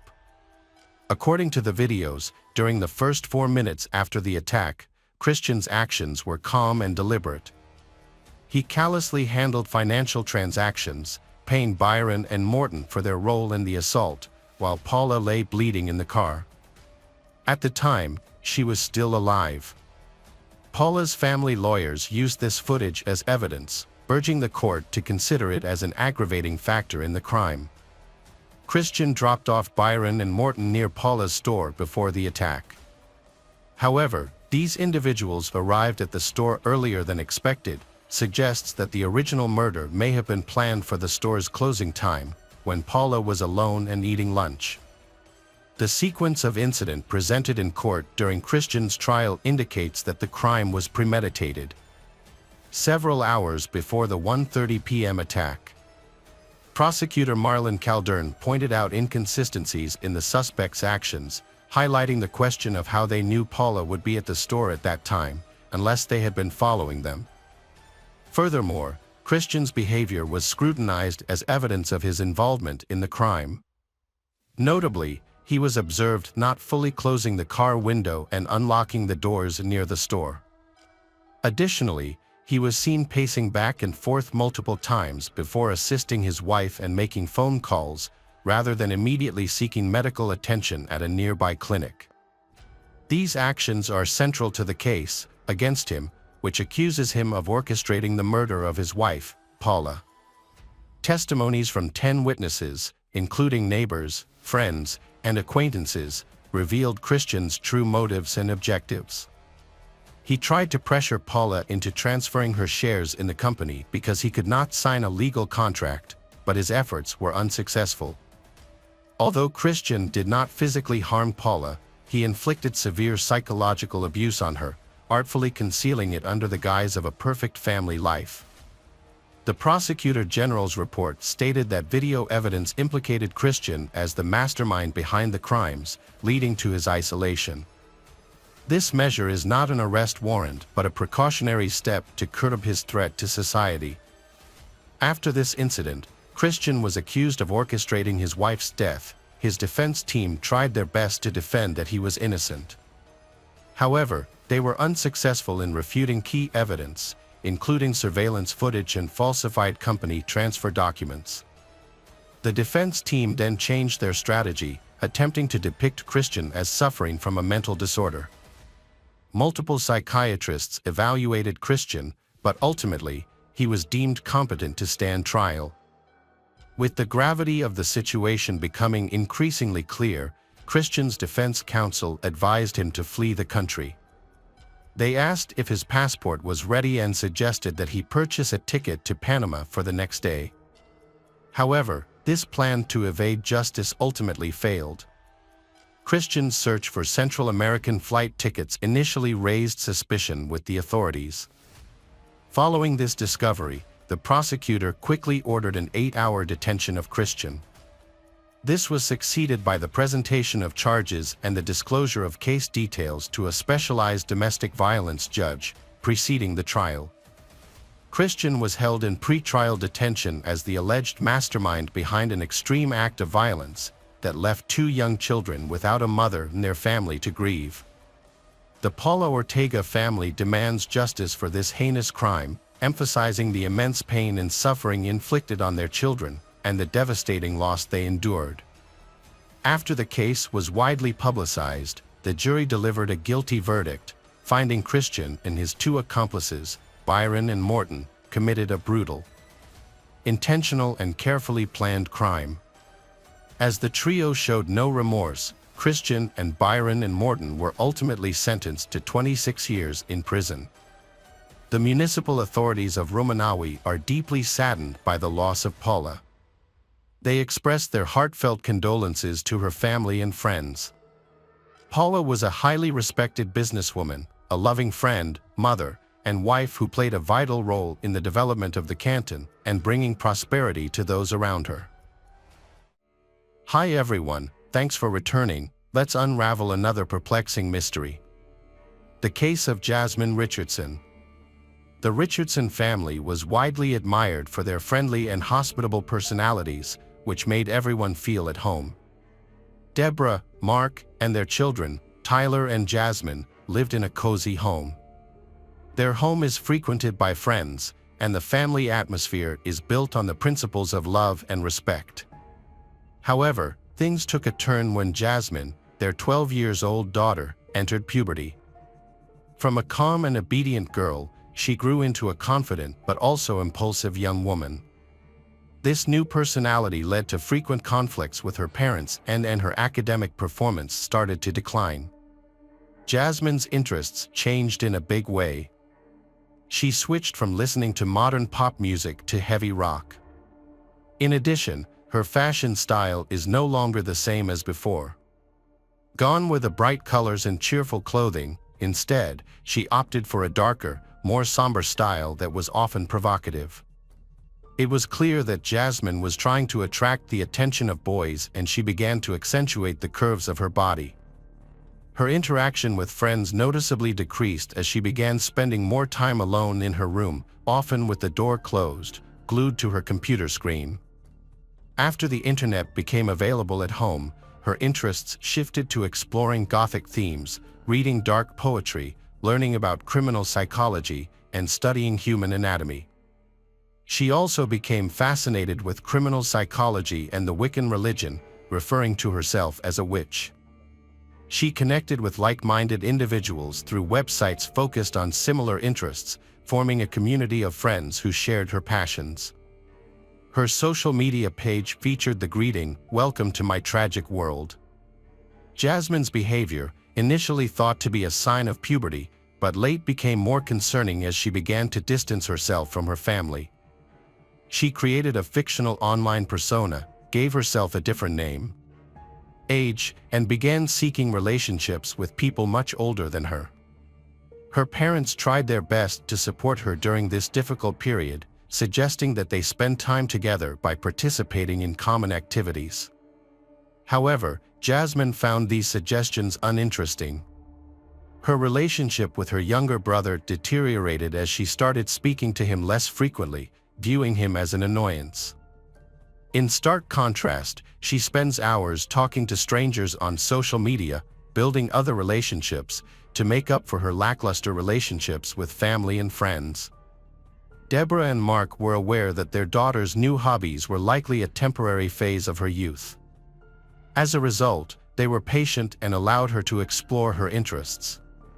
When Jasmine asked to attend a punk rock concert, her parents agreed. If only they had known the consequences that would follow this outing. In early 2006, Jasmine attended a local concert by a youth band that shared her interests. She also knew that Jeremy Steinke, a boy who had caught her attention for months, would be there. They had met online through a website for vampire enthusiasts and occasionally communicated with each other.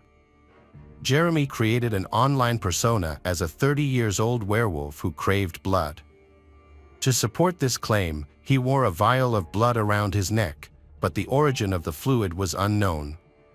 Despite his ambiguity, he seems to believe he is unique, a quality Jasmine finds appealing and interesting. Jeremy and Jasmine connection deepened after meeting at a concert. Jeremy, however, was 23 years old, and the duo knew her parents would not approve of their relationship due to their significant age difference. As a result, they decided to keep their romance a secret. Complications in Jeremy's life were made worse by problems he had experienced earlier. He struggled financially and resided in a trailer with his mother and sister. His relationship with his mother was strained, largely because of her heavy drinking. This often led to violent arguments with some of her hot-tempered partners, who often abused Jeremy in drunken fits. By the age of 13, Jeremy was struggling academically and had mental health issues due to a troubled home life. He became so overwhelmed that he tried to hang himself, but fortunately, someone intervened in time. He was later diagnosed with depression and hyperactivity. Due to the relentless bullying he faced at school, Jeremy decided to stop attending. As Jeremy navigated the dark period of his life, he developed a passion for the concept of live immortally and began exploring online forums, where like-minded people shared thoughts and ideas. His online profile was filled with morbid topics, including self-harm, pain, and violence. Unbeknownst to their families, Jeremy had started a dating relationship with Jasmine. Their friends were aware of the relationship, but they found it strange due to the large age gap. Everything remained a secret until Jasmine's parents, Deborah and Mark, discovered her excessive internet use and decided to monitor her online activity. What they found alarmed them. Jasmine was in contact with strangers, including Jeremy. He is someone with a suspicious online identity. His nickname, Soul Eater, and interests in dark themes raised concerns, leading Jasmine's parents to intervene and restrict her access to the computer. They were shocked to learn that Jasmine was in a dating relationship with Jeremy, making it clear to them that this relationship was not acceptable under any circumstances. Deborah and Mark took their daughter Jasmine to see a psychologist, hoping she would get the help she needed to escape her toxic relationship. The counseling sessions greatly improved their parent-child relationship, and Jasmine appeared to be returning to a normal life, claiming the past was behind her. She regained access to her computer. Unfortunately, this turned out to be a wrong decision and proved fatal for Jasmine's family. On the evening of Saturday, April 22, 2006, as the family prepared for bed, Deborah heard a noise in the basement and went to investigate. She initially thought the noise might be rats but discovered a person wearing a ski mask instead. The masked man stood opposite Deborah, and her first reaction was to scream. The stranger attempted to silence her by covering her mouth but was unsuccessful, prompting Deborah to scream even louder. The assailant then stabbed Deborah in the chest with a knife, twice. Mark, hearing his wife's desperate cries for help, rushed down to the basement. He was met with a horrific scene. His wife lay in a pool of blood, with the attacker standing nearby. Mark quickly responded by attacking the intruder. However, he was stabbed in the stomach and sustained additional stab wounds. As Mark's pain began to subside and he was losing consciousness, he quietly asked the attacker why he did that. The attacker coldly replied that it was because Mark's daughter had wanted it that way. Upstairs, Tyler was left alone and scared as the attacker approached. Tyler was still in his pajamas and was paralyzed with fear. The footsteps grew louder and the bedroom door opened. Just a few days before the murder, Jasmine was happy since her parents had forgiven her, allowing her to reconnect with them. Mobile phones weren't widely used at that time, so Jasmine used the computer to communicate with the outside world. As soon as she regained internet access, she immediately contacted Jeremy. She told Jeremy, "Everyone will think you and I are crazy, but there's one way we can be together, if my parents disappear." However, what Jasmine didn't reveal to her parents was that she was secretly forming a plan to kill them while she was receiving therapy sessions. She shared this plan with Jeremy. He found the idea appealing, but he stressed that everything needed to be carefully, meticulously planned and that attention to detail was required. Jasmine realized that as long as her parents were alive, she would never be able to be with Jeremy. During this time, Jasmine's friends noticed that she often complained about her parents, expressing her annoyance towards them. What they don't realize is that Jasmine's resentment eventually leads her to want to end her parents' lives. Despite her frequent comments about killing her parents, but her friends considered it just a funny joke. Garrett crossed the street to his friend Tyler's house on Saturday, April 22nd, in 2006. He was excited to play, as the weather was pleasant. When he arrived at the Tyler's house, he noticed that the blinds were still closed, which seemed unusual. Even more unusual was that no one came to the door when he knocked. This surprised Garrett, as the Mark's car was parked in the driveway. Curious and hoping to find someone, Garrett peeked through the living room window but didn't see anyone. He then walked to the back of the house, towards the basement area where he often played with Tyler. As he looked through the window, he saw something strange on the floor, what appeared to be two people lying in a pool of blood. This disturbing discovery prompted Garrett to inform his mother. Garrett's mother seemed suspicious at first but decided to check on Tyler's family. They approached the house together, and Garrett pointed to the window he had looked through earlier. The woman peeked inside and was met with a horrific sight, immediately prompting her to call emergency services. "There's been an incident at the Jasmine's house," she reported. The police swiftly arrived at the scene and forcibly entered the house through the front door. They then proceeded to the basement. Due to the severity of their injuries and the large amount of blood, the police initially struggled to identify the bodies. However, despite the difficulties, they were eventually able to confirm that the victims were Mark and Deborah, and tragically, they had lost their lives. The crime scene was exceptionally horrific, with blood splatters covering the floor, walls, and ceiling. Later, during a thorough search of the house, the police found a young child in the upstairs bedroom. The boy was lying in bed, surrounded by toys also splattered with blood, and had visible knife wounds. A young boy's throat had been severely cut. As police searched the house, they realized that the Mark and Deborah's eldest daughter, Jasmine, was missing. This raised concerns for her safety. Initial investigations suggested that the attack occurred in the basement and the child's room, with the rest of the house appearing untouched.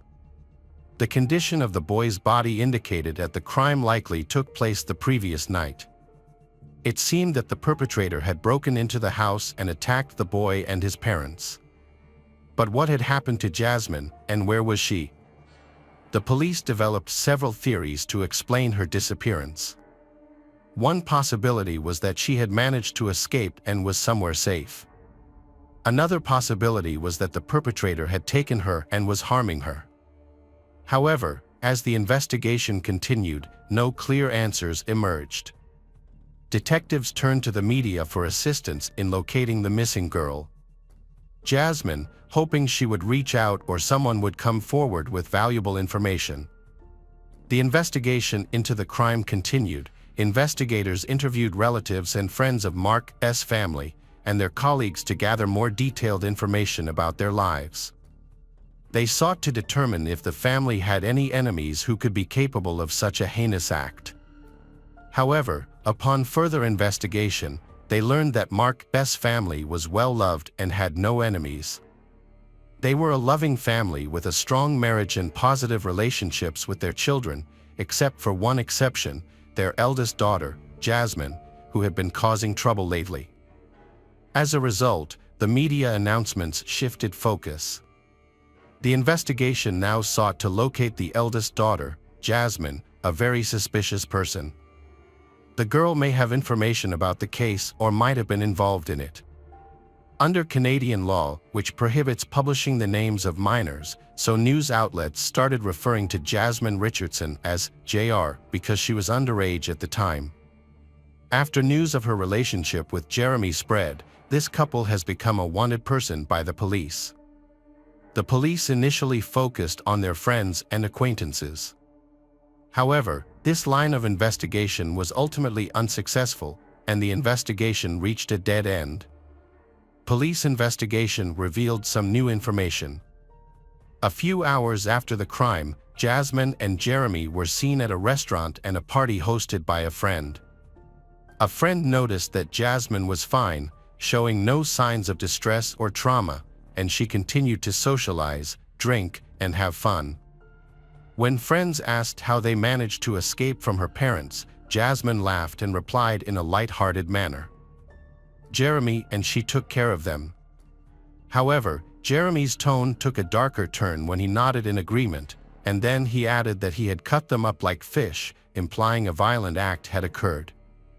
Jasmine's laughter downplayed the severity of the situation, making it seem less significant.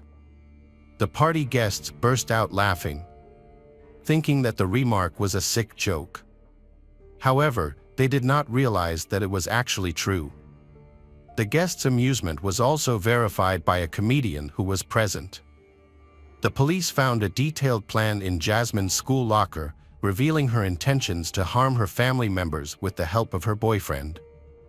The photos of the suspects were widely circulated, and it is likely that they will be caught soon, as someone is expected to come forward with information about their whereabouts. Eventually, police received a tip and found Jasmine and Jeremy in Leader, Saskatchewan, about 130 kilometers from Medicine Hat. They were found sleeping in a pickup truck and were taken into custody without a struggle. Jasmine and her boyfriend, Jeremy, were questioned individually, with Jasmine being interviewed first. She told investigators that she and Jeremy were deeply in love and that he reciprocated her feelings. However, their relationship was impacted by two main issues: a large age gap and disparate social status. Jasmine claimed that her parents would never have approved of their relationship. According to Jasmine, Jeremy ended the lives of her parents so that they could be together. When detectives inquired about her involvement in the crime, Jasmine denied being present at the time it occurred and stated she had no prior knowledge of the event.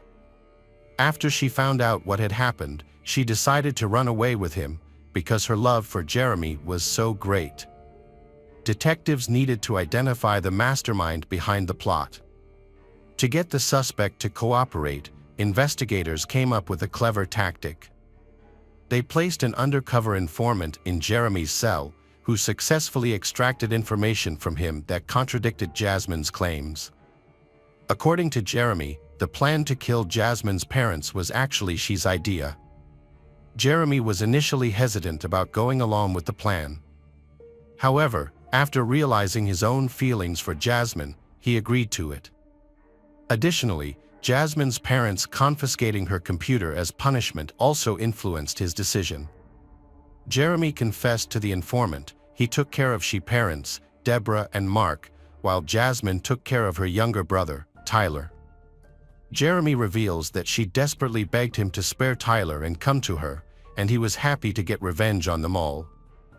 Following Jeremy's confession, investigators questioned Jasmine using the recorded conversation between them and he as evidence, which left her no choice but to reveal every detail of the crime. She admitted that she stabbed her younger brother, Tyler, stating she didn't want to leave him behind as an orphan.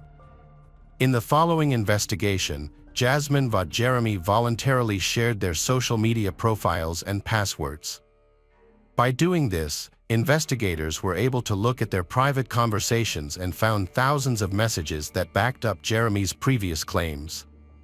It became clear that Jasmine was indeed the mastermind behind the plan. Further investigation also uncovered a disturbing dynamic between Jasmine and Jeremy. Jeremy wrote that Jasmine was the only person who accepted and supported his unusual tastes, helping to alleviate the feelings of isolation he experienced due to not fitting in with societal norms. Fearing that he would lose her, he agreed to help carry out the horrific plan. One of Jeremy's messages contained a chilling passage, exposing his desire for violence. Jeremy wrote that he wanted revenge on Jasmine's parents and was determined to hold them accountable. His intention was to harm them and eventually make them disappear. Jeremy showed his affection for Jasmine in her time of need. However, his friends revealed a disturbing fact. Hours before the incident, Jeremy and his girlfriend had watched the 1994 film Natural Born Killers. This movie tells the story of a couple who brutally murder 9 people. Jeremy's friends stated that after watching the film, he expressed a desire to reenact a similar scenario with his girlfriend, calling it the best love story of all time. Based on the evidence collected, including witness testimony and the suspect's confessions, Jasmine and Jeremy, detectives were able to reconstruct incidents surrounding the crime. This led to the suspects being charged with 3 homicide counts. Jeremy was intoxicated before the incident. Jasmine allowed him into the house and led him to the basement, where he assaulted Deborah, Jasmine's mother. Deborah received 12 stab wounds, with the most severe wound penetrating 12 centimeters into her chest and damaging her heart, which ultimately caused her death. Jeremy then brutally attacked Mark, Jasmine's father, inflicting 24 wounds, 9 of which were on his back. Mark also bled to death on the basement floor. Meanwhile, upstairs Jasmine stabbed her younger brother Tyler 5 times. Then, Jeremy joined her. He coldly slit the boy's throat. Jeremy returned home to clean the blood off himself, while Jasmine took a taxi to a restaurant where they had agreed to meet. Once reunited, they discussed the incident of the night and then went to a party. Jeremy's friend, Casey Lancaster, helped them dispose of the evidence and evade authorities by fleeing to Saskatchewan. The brutality and gruesomeness of their actions are difficult to put into words. Jeremy and Jasmine committed their heinous crimes with ease and without emotion. What is even more disturbing is that during interrogation and detention, neither of them expressed any regret or remorse for their actions. While they were detained, Jeremy and Jasmine wrote letters to each other, referring to themselves as legendary and immortal. In one of these letters, Jeremy submitted a marriage proposal to Jasmine, which she happily accepted. Jasmine and Jeremy's intense relationship fell apart suddenly. As trial began, they blamed each other for their actions. Jasmine was the first to face trial in June 2007. She entered a not guilty plea, claiming that she was in a trance-like state at the time, which left her unable to intervene or stop Jeremy from killing her family. Jasmine also asserted that she only injured her younger brother, and Jeremy was the one who caused her younger brother's death. She made a statement that her conversations with Jeremy about killing her parents were just hypothetical discussions. But Jeremy took them seriously and pressured her into making them a reality. Jasmine received a 10 years prison sentence for 3 counts of homicide. However, due to Canadian laws regarding juvenile offenders, this was the maximum sentence she could receive as she was under 14 years old at the time of the crime. The primary goal of the sentence was to focus on healing and restoring the girl's mental well-being, rather than punishing her. In a 10 prison sentence, including 4 years in a psychiatric facility. During her stay, doctors diagnosed her with 2 conditions: conduct disorder and oppositional defiant disorder. Jasmine showed genuine remorse for her actions in the years leading up to her release, which was noted by medical professionals during her community supervision. After serving her full sentence, Jasmine was released from prison in 2016 and has since been living in Canada under a new, protected identity. Her return to society has been met with mixed opinions, with some people supporting her right to a second chance, while others believe her punishment should have been more severe. The community in Medicine Hat has made it clear they do not want her to return.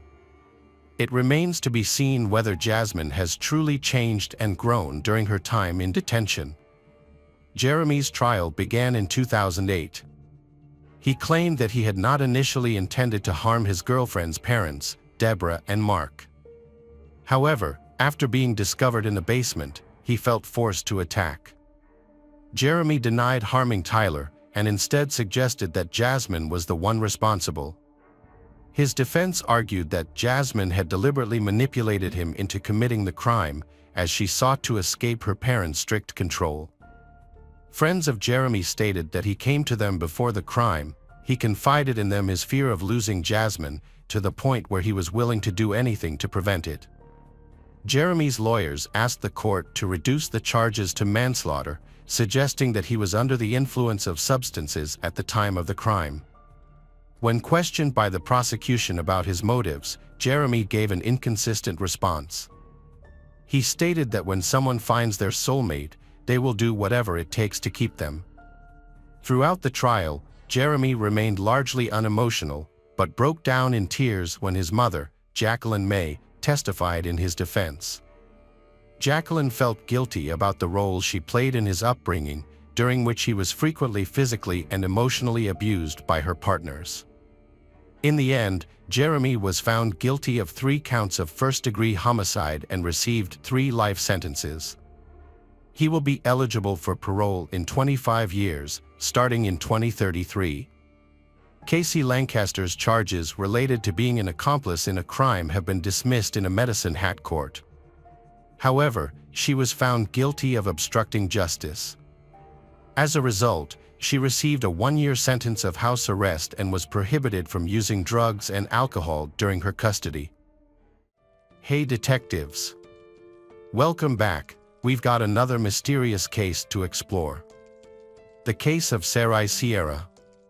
Sarai Sierra was born on November 9, 1979, in New York City to Puerto Rican parents who immigrated to the United States in 1973. Her father, Dennis, and mother, Bethany Jimenez, settled in Manhattan, where they raised their children, including Sarai, her brother, David, and her sister, Christina. Soon after moving, the couple joined the local Protestant community. They raised all of their children strictly, following the religious teachings of their chosen faith. Sarai's family regularly attended church together, socialized with other members of the religious community, and the children attended Sunday school. Growing up, Sarai had a strong, energetic, and creative personality. Unlike her younger sister Christina, who was quiet, obedient, and very modest. Sarai's family had strict rules that all members had to follow. These rules, which were applied to the daily routines of the family members, such as the daughters were not allowed to socialize with boys, and they had to be home by 9 p.m. All their friendships were controlled and the parents always knew where they were and with whom.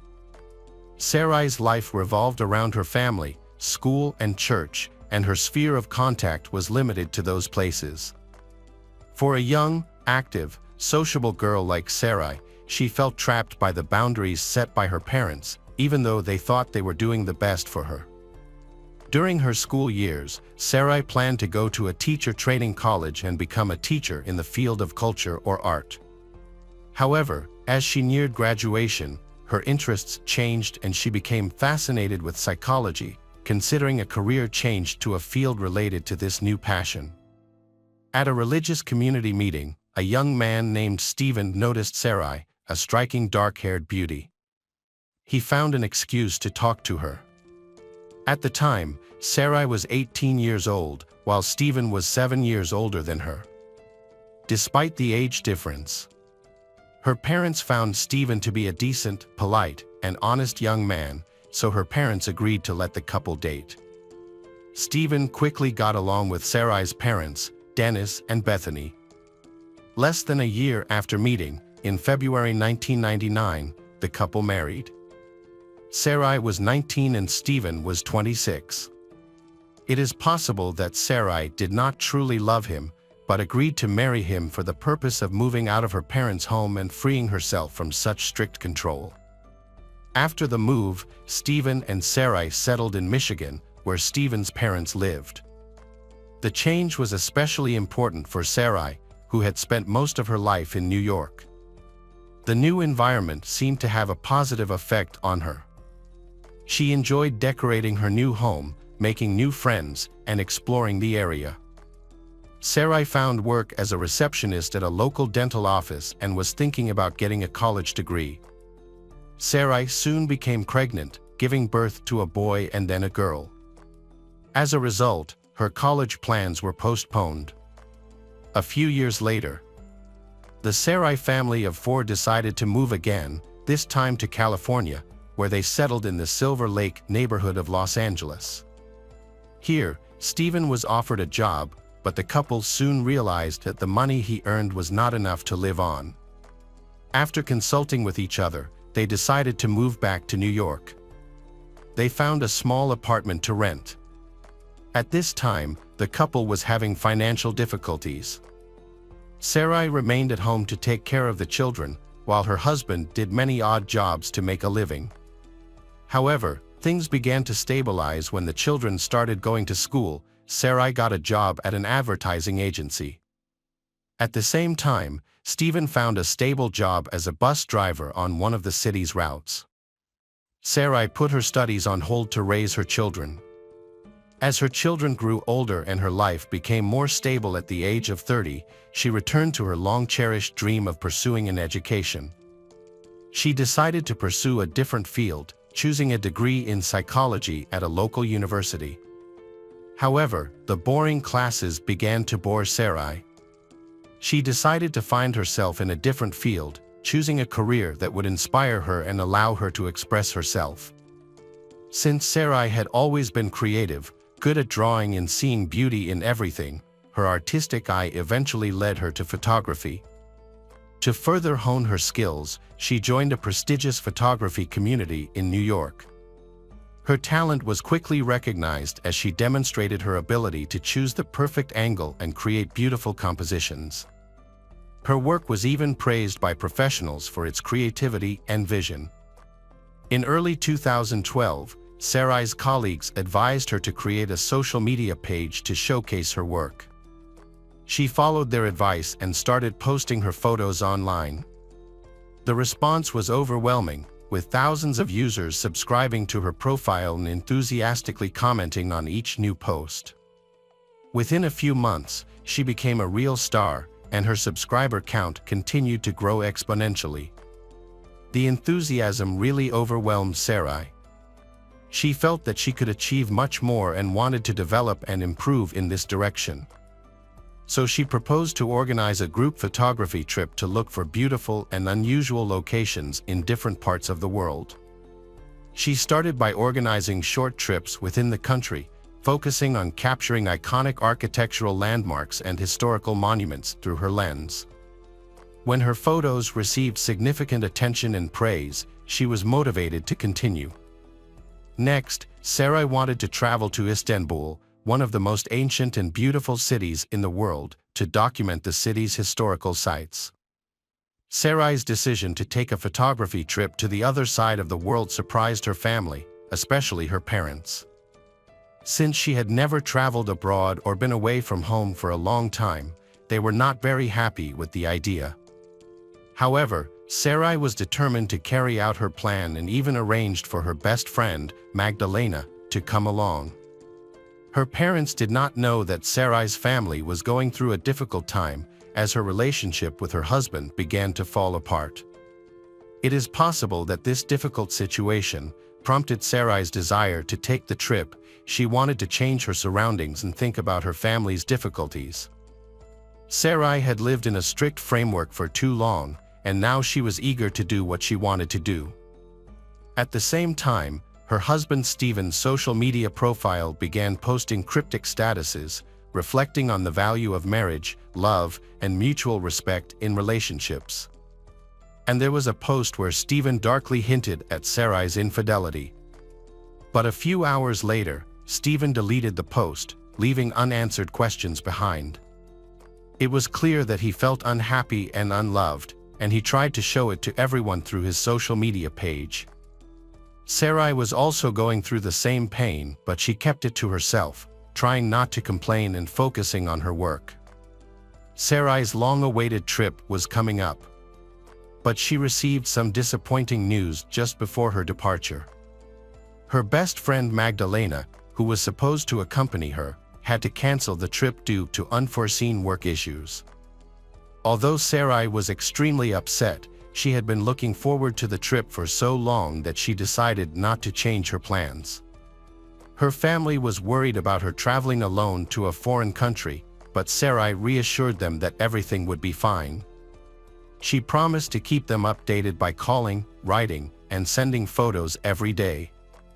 In addition, Sarai was also planning to visit Germany and Austria, where she had scheduled several commercial photography assignments. Her entire trip was literally scheduled by the hour, and she would not deviate from the plan. On January 7, 2013, Sarai traveled from New York to Istanbul. She had some cash with her, and she had carefully packed her belongings, which included a smartphone, a tablet, and a cheap DSLR camera with a professional lens. Upon arriving in Istanbul, she reported to her family that she had landed safely and was on her way to her pre-booked hotel, which was located in a less popular part of the city. Due to budget constraints, the hotel was located in a remote neighborhood that locals considered unsafe. After dropping off her luggage and changing into her travel clothes, she headed to the nearest metro station, eager to explore the historic city center. Sarai spent her days in Istanbul sightseeing and capturing the beauty of the city through photography. Every evening, she would video call her parents and husband, sharing stories about her experiences and plans for the next day. She also spent time processing the photos and sharing them on social media. Unknown to her family, Sarai met a young man named Tylan on social media in 2012. Over the course of several months, they corresponded and became very close. It was Tylan who convinced her to fly to Istanbul. As a native of Istanbul, Tylan was the ideal guide, showing Sarai around interesting places. Sarai trusted Tylan completely, and they spent many days together exploring the city. After a week in Istanbul, Sarai traveled to several European countries, where she arranged several commercial photo shoots. Here, Sarai saved money on hotel rooms, as she was welcomed by fans who had subscribed to her social media accounts and had been following her work for a long time, offered to let her stay. And her fan was a young man in Austria, who met her at the airport in Vienna. He was a few years older than Sarai and shared her passion for photography, admired her work and wanted to meet her in person. Sarai's trip went smoothly. She visited all the planned destinations and met everyone she had arranged to meet. On the third day, she arrived in Berlin, where she was greeted at the airport by fans who took her on a tour of the city. After completing her assignment in Germany, Sarai returned to the airport and flew back to Istanbul, planning to stay there for 2 more days before returning home. Upon arriving in Istanbul, she met Tylan and they spent the day exploring the city together. They ended the evening at a popular local bar, and after midnight, Tylan took Sarai back to her hotel, where they said their goodbyes. On January 21, 2013, Sarai was scheduled to return home to New York after her photography trip. Before leaving, she informed her parents and husband of her flight details. Since this was the longest trip she had ever taken away from home, Everyone was relieved that the trip was coming to an end. However, before returning, Sarai decided to take a last walk around the city and take some more beautiful photos to show everyone. At the appointed time, Sarai Dennis' father arrived at the airport to pick up his daughter because her husband was at work and could not come. He arrived early to avoid any possible traffic jams. However, after the plane landed and all the passengers had disembarked, Sarai disappeared without a trace. Worse still, her phone was unreachable and all attempts to contact her were unsuccessful. Dennis then waited a while longer, and worried about his daughter's absence, he went to see a representative of the airline. They told him that a passenger by that name was not on the flight, which shocked Dennis. He quickly called Stephen and told him what was happening, emphasizing that she needed to be found immediately. Stephen started contacting the hotel in Istanbul where his wife, Sarai, was staying. The hotel staff informed him that although it was time to check out, her belongings were still in the room and she had not arrived to check out, and she did not appear at the hotel on the second day. This information sent family members into a panic, as they did not know where Sarai was and did not understand what to do next. Stephen accessed his wife's account, looking for clues about her disappearance. He discovered her correspondence with a man named Tylen, which aroused his suspicions. Despite this, Stephen decided to contact Tylen directly to find out more. However, Tylen claimed that he had seen Sarai the day before she left and that she had not even called him before the flight. Despite her promise, Sarai's family quickly notified the U.S. Embassy in Istanbul about her disappearance. The next day, a large-scale search operation was launched in the area. Sarai's husband and parents immediately flew to Istanbul to join the search effort. The police launched an investigation, starting with trying to identify the people Sarai had met before she disappeared. To gather information, they interviewed the staff at the hotel where she was staying, as well as her friend Tylen. According to the hotel manager, he last saw Sarai the evening before she disappeared, when she left the hotel with a small bag and a camera. Although she was scheduled to check out the next day, she never returned to the hotel. In addition, the receptionist provided a description of the clothes Sarai was wearing on the day she disappeared. The situation with Tylen is much more interesting and ambiguous. First, the guy's name is actually Taran, and it is still unclear why he introduced himself to Sarai with a fake name. And it is worth considering that they had been in regular contact for several months before meeting, and Sarai had come to Istanbul at his invitation. All of this suggests that there was a romantic relationship, but Taran himself categorically denied it, claiming that they were just friends. The next stage of the investigation involved reconstructing Sarai's route in detail. To achieve this, the police examined her mobile phone data and reviewed the footage of street surveillance cameras. They discovered that Sarai took the metro to Sultanahmet district and then to the Cape between the Bosphorus Strait and the Golden Horn Bay, followed by a trip to Eminönü Bazaar. However, she got lost in the crowd of tourists at the bazaar. The police continued to track her route and discovered that she had boarded the metro again, intending to visit the Sarıyer Walls. Unfortunately, she disappeared from the camera's view again. Police decided to investigate the area around the Sarıyer Wall, questioning locals and searching the area in the hope of finding any witnesses who might have seen a woman holding a camera. After an extensive search, they found the body of a young woman near the ancient Constantinople wall. The body was hidden under a dirty, old blanket, making it less noticeable. Police believe the blanket was used to transport Sierra to the location. There was no clothing on the lower part of the body.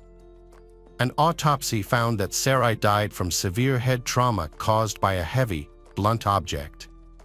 Her body also showed signs of trauma, including hematoma and 2 broken ribs.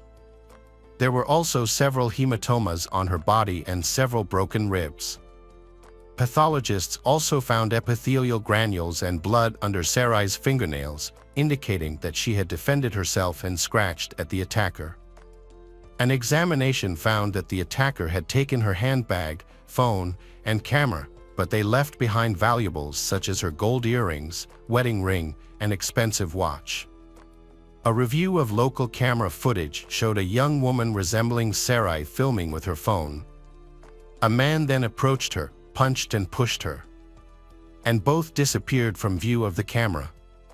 Unfortunately, the identity of the attacker was not immediately known, leading to mixed reviews. The incident quickly gained international attention after details of the case were leaked to the media. There have been many questions and mixed reviews about Sarai's international travels. And police suspect that Sarai flew to Istanbul to visit an acquaintance, Taylan, whose real name is Taran, and then planned to meet another man in Austria. However, both men have denied having an intimate relationship with Sarai. The high-profile case was investigated jointly by Turkey's special services and the FBI, but initially, neither agency had any concrete leads to follow. A few weeks after the crime, police tracked down the suspect, Ziya Tasali, who had a criminal record and made a living by picking up scraps of paper on the city streets. However, before they could question him, Ziya borrowed money from relatives and fled the country, likely crossing into Syria through Hatti province. Police obtained a search warrant for his home and collected a DNA sample. They compared the DNA to skin particles and semen found on Sarai's body, confirming their suspicions that Ziya was indeed the perpetrator. Sarai's phone was last active in the neighborhood where he lived. Police initially gave up on arresting Ziya after learning that he had fled to Syria. However, an unexpected development changed everything. The suspect attempted to cross the border into Istanbul again, this time to return home, but was arrested for illegal entry. Before his arrest, he had joined a rebel group in Syria, acquired a gun, and was injured in the conflict. Fearing for his safety, he decided to return to Istanbul with the gun, leading to his arrest. Border police quickly alerted security services upon discovering his true identity. During questioning, Ziya Tasali gave a statement. On a hiking trail to the Sarıyer Wall, he noticed a young woman and watched her from a distance, admiring her as she took pictures. As he approached her, the woman, who appeared to be trying to communicate with him through gestures, seemed to try to ask him something, but Ziya did not understand because of the language barrier. However, he noticed that she had a brand new iPhone and an expensive camera, which caught his attention. As she continued walking, he followed her. It was getting dark and there was no one else around, near the location next to the wall. At one point, Ziya thought that Sarai was taking pictures of him, which angered him. He picked up a large rock and hit Sarai on the head. The two rolled down the rubble of the wall. After Sarai was knocked unconscious, Ziya took advantage of the situation and sexually assaulted her. Ziya then delivered another serious blow to the head to finish Sarai off. Ziya took Sarai's belongings, including her bag, camera, and phone, and left the scene. As he was leaving, he came across a discarded blanket and decided to return to cover her body. He then dragged the body to a location out of sight of the hiking trail. He then covered the body with a blanket and left. Notably, while the search for Sarai was ongoing, Ziya returned to the crime scene again to confirm that the victim, Sarai, was dead and that her body was still in the same position he had left it. When Ziya found out on the news that the victim's body had been found, he knew the police would soon be looking for him, so he decided to flee the country. He borrowed money from his sister, who often felt sorry for him.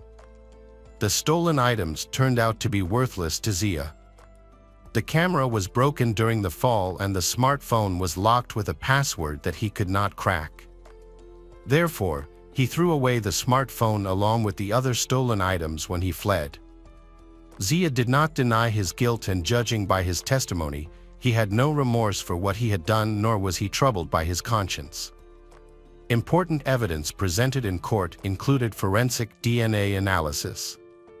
This analysis showed that the skin found under Sarai's fingernails belonged to Ziya and that his DNA was also found on her body. Additional evidence included data from Sarai's cell phone, which showed that it was last used near Zia's home.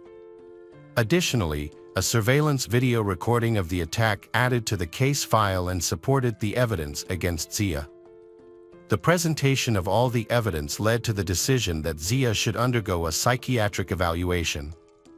This decision was based on concerns about his sanity due to his unstable behavior and calm description of the violent crimes he had committed. The experts ultimately concluded that Zia was sane and fully aware of his actions at the time of the attack. In 2014, Judge Ely made the final decision in the case. Zia Tasali was convicted on all counts and sentenced to life in prison. This decision was accepted by Sarai's family, who felt it was appropriate. After a thorough autopsy, Sarai's body was returned to New York for burial. Her funeral was held according to the family's wishes and in accordance with their religious beliefs.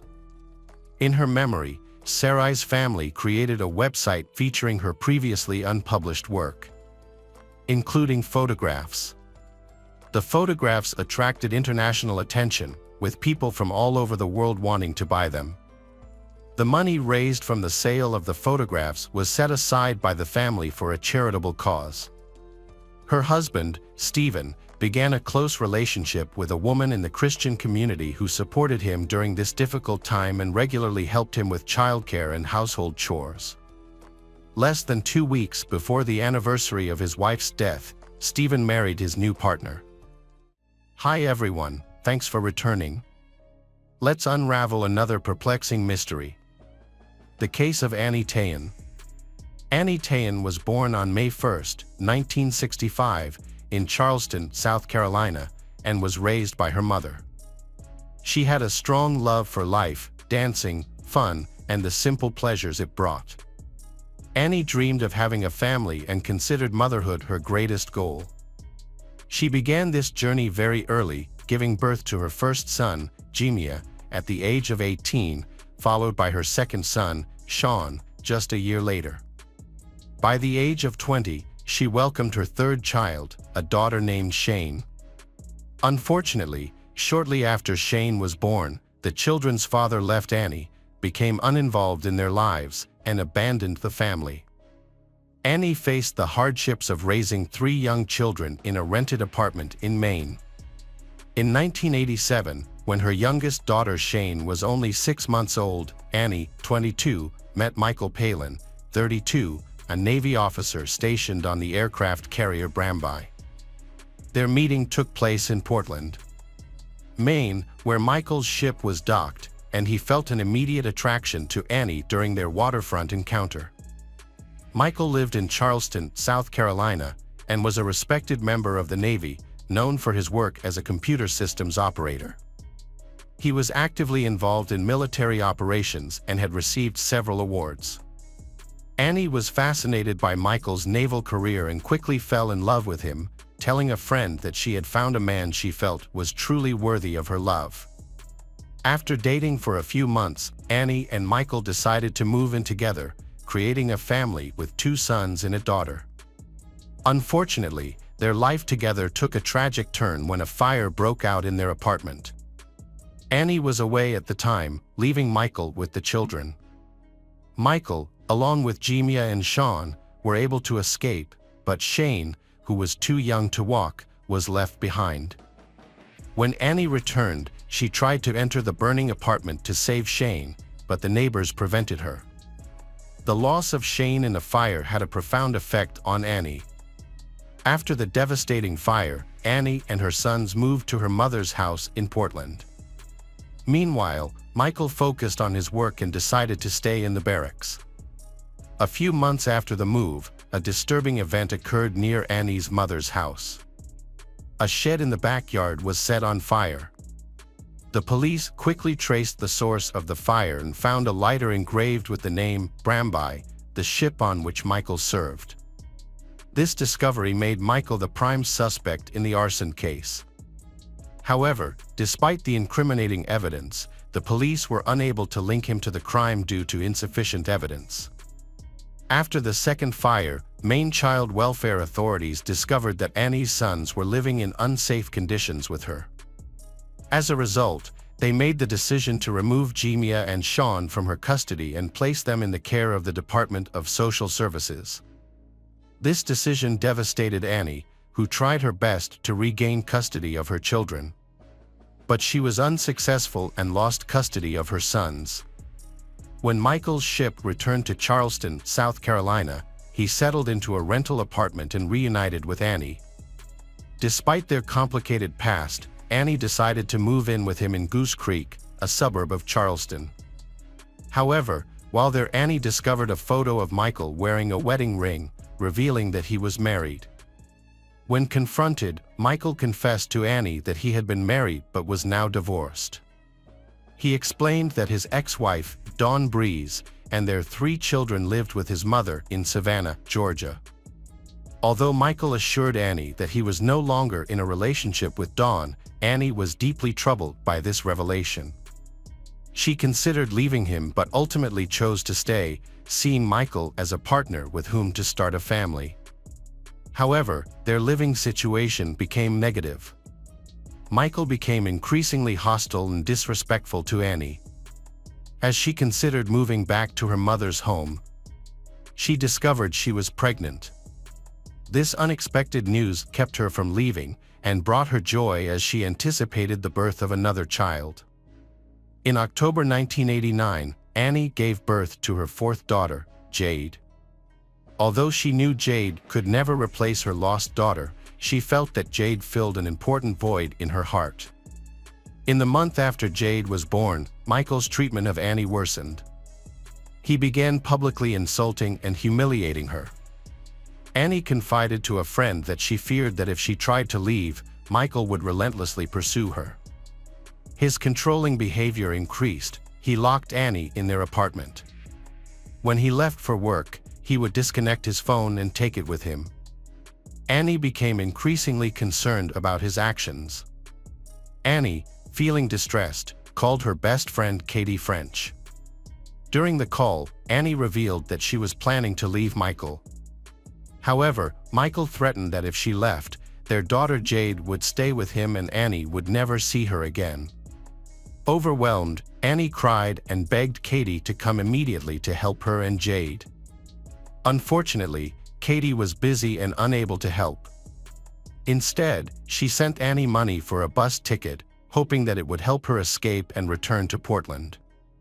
This urgent conversation turned out to be their last. 2 days later, on November 7, 1989, Katie tried to contact Annie but received no response. A few days later, Michael informed Katie that Annie had left on November 6, taking her belongings and heading to an unknown destination. Katie expected Annie to contact her from her new home, but after 2 weeks of no news, she grew increasingly worried.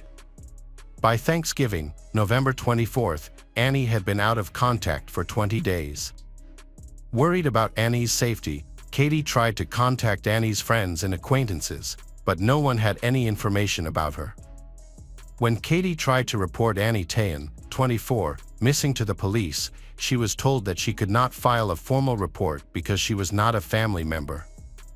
As months passed without any updates on Annie, Katie finally contacted Michael's mother. Katie was shocked to learn that Annie's youngest daughter, Jade, was living with Michael's mother. The news confirmed Katie's deepest fears. She was certain that Annie would never willingly leave her daughter behind. Shortly after the disturbing events, Michael Palin moved to the naval base at Pearl Harbor in Hawaii. He did not appear to be concerned about her disappearance. Michael did not contact the police or begin a search for Annie. The official search began after Annie's mother reported her missing. Initially, the investigation focused on her husband Michael Palin, who quickly became the prime suspect. Michael explained that on the morning of November 6th, he woke up to find Annie had left, leaving their daughter with him. Michael said that the night before, Annie had mentioned that she wanted to end their relationship. Michael did not look for Annie because he thought their relationship was over and felt no need to contact her any further.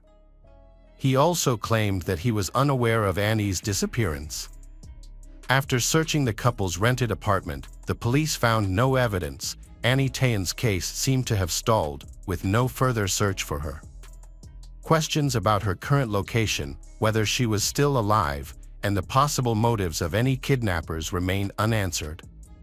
The only known fact is that the last person confirmed to have seen her was her partner, Michael. For 4 long years, there was no news or sign of Annie. Her best friend, Katie French, was the only one actively looking for her. She worked tirelessly on the investigation, and her phone bill alone cost her approximately $16,000.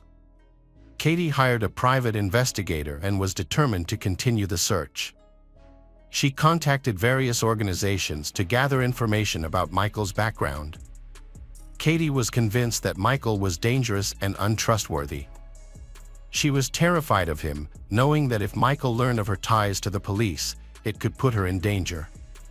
In 1993, Annie's case was transferred to the Naval Criminal Investigative Service, marking a major change in the investigation. Naval Criminal Investigative Service agents began a comprehensive review of the case from the beginning.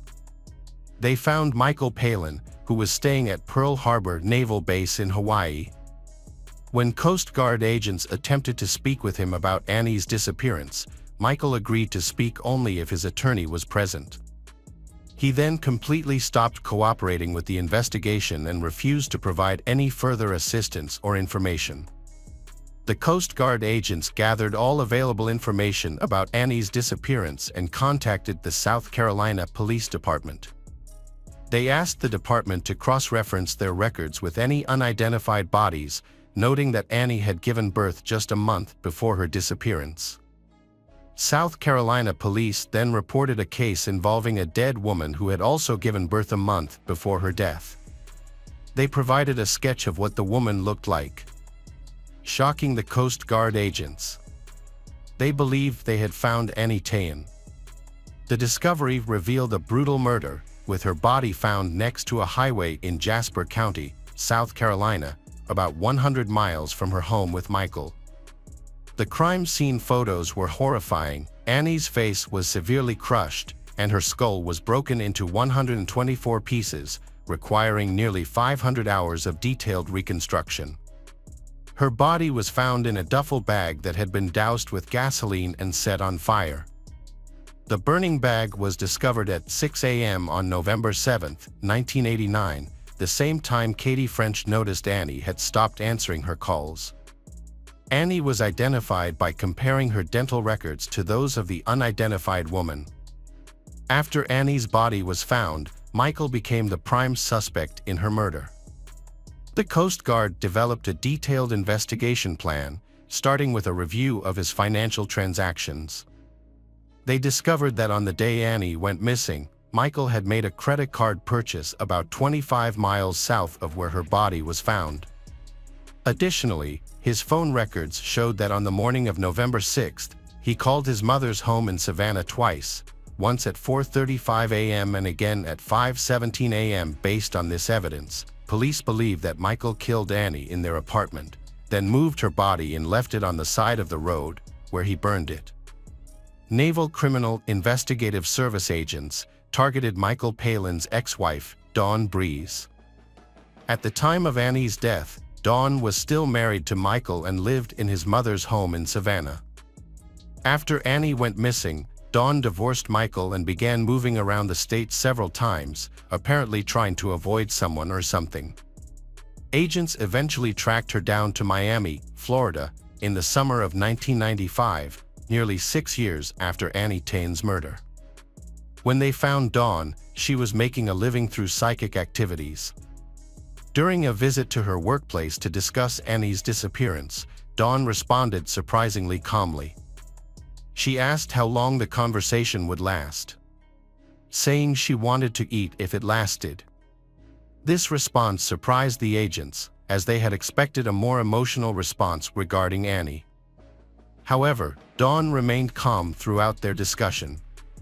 During the 10-hour interrogation, Dawn's story initially matched Michael's. She said that when she visited Michael's apartment, he told her that his mistress had left and that he planned to raise their daughter on his own. However, Dawn was silent, looked down, and said that she wanted to tell the truth. Her next speech was emotionless and tearless as she shared what she had kept secret for 6 years. Dawn revealed that Michael had called her to his Charleston apartment early one morning. She discovered Annie's body on the living room floor. Michael told Dawn to go into the bedroom to see his daughter. At the time, Dawn and Michael were still legally married and had 3 children together. Michael admitted to Dawn that he had had an affair with Annie, which resulted in the birth of a daughter. He begged her to accept the child and help him raise his daughter.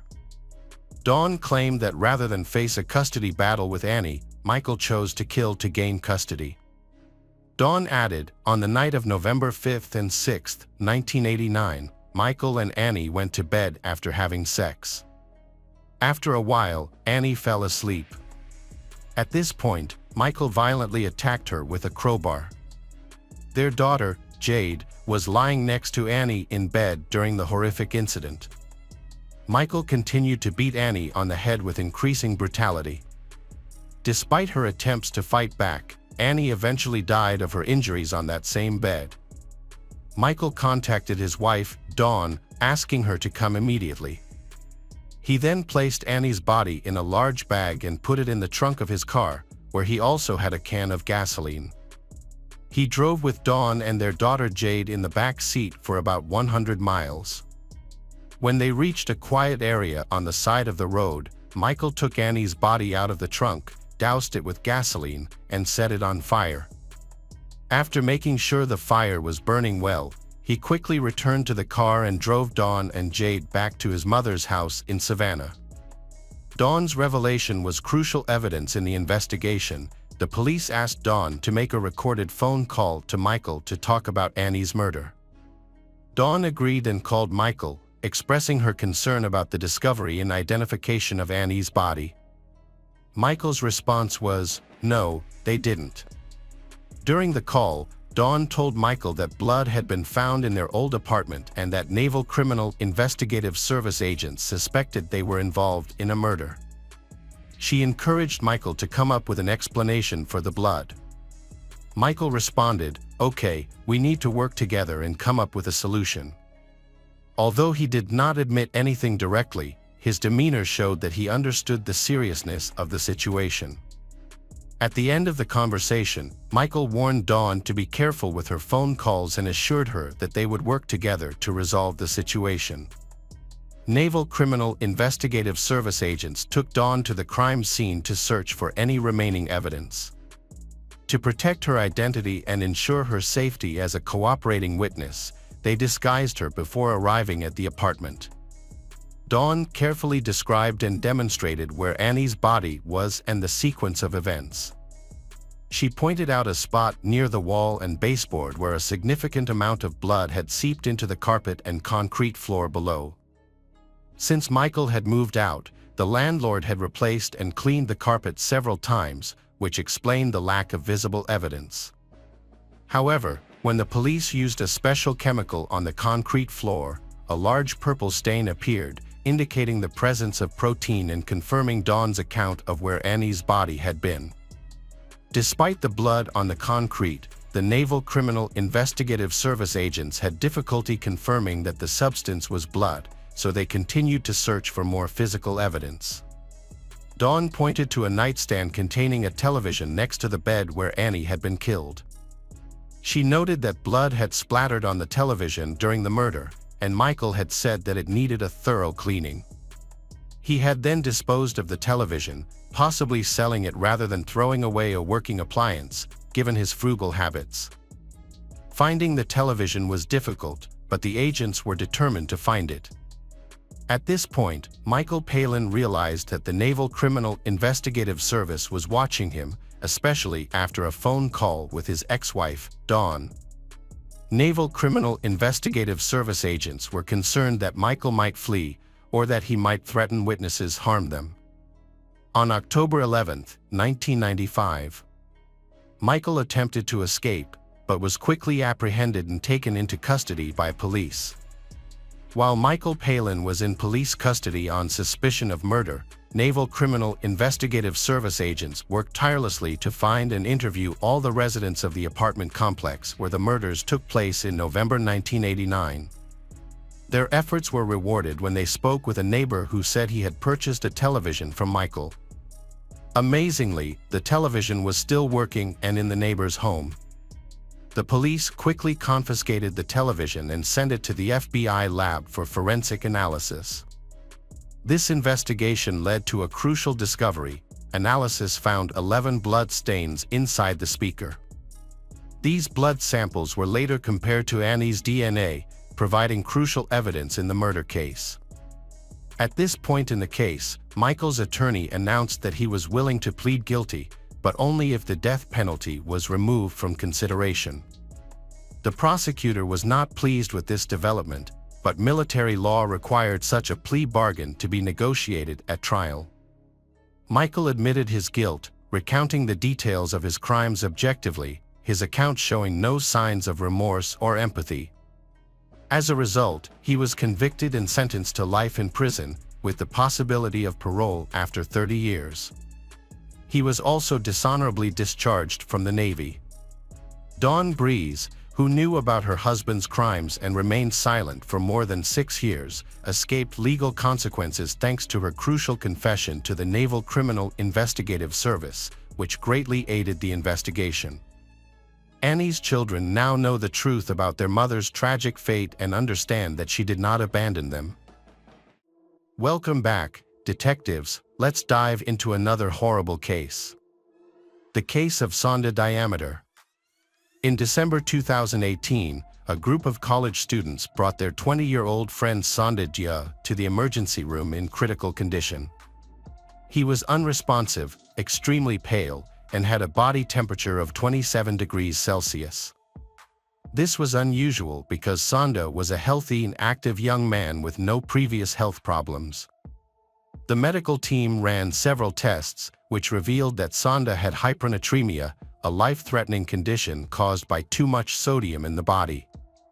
Normally, an adult consumes about 2 grams of sodium per day, but Sonda's body contains 160 grams, equivalent to about 2 months' worth of sodium.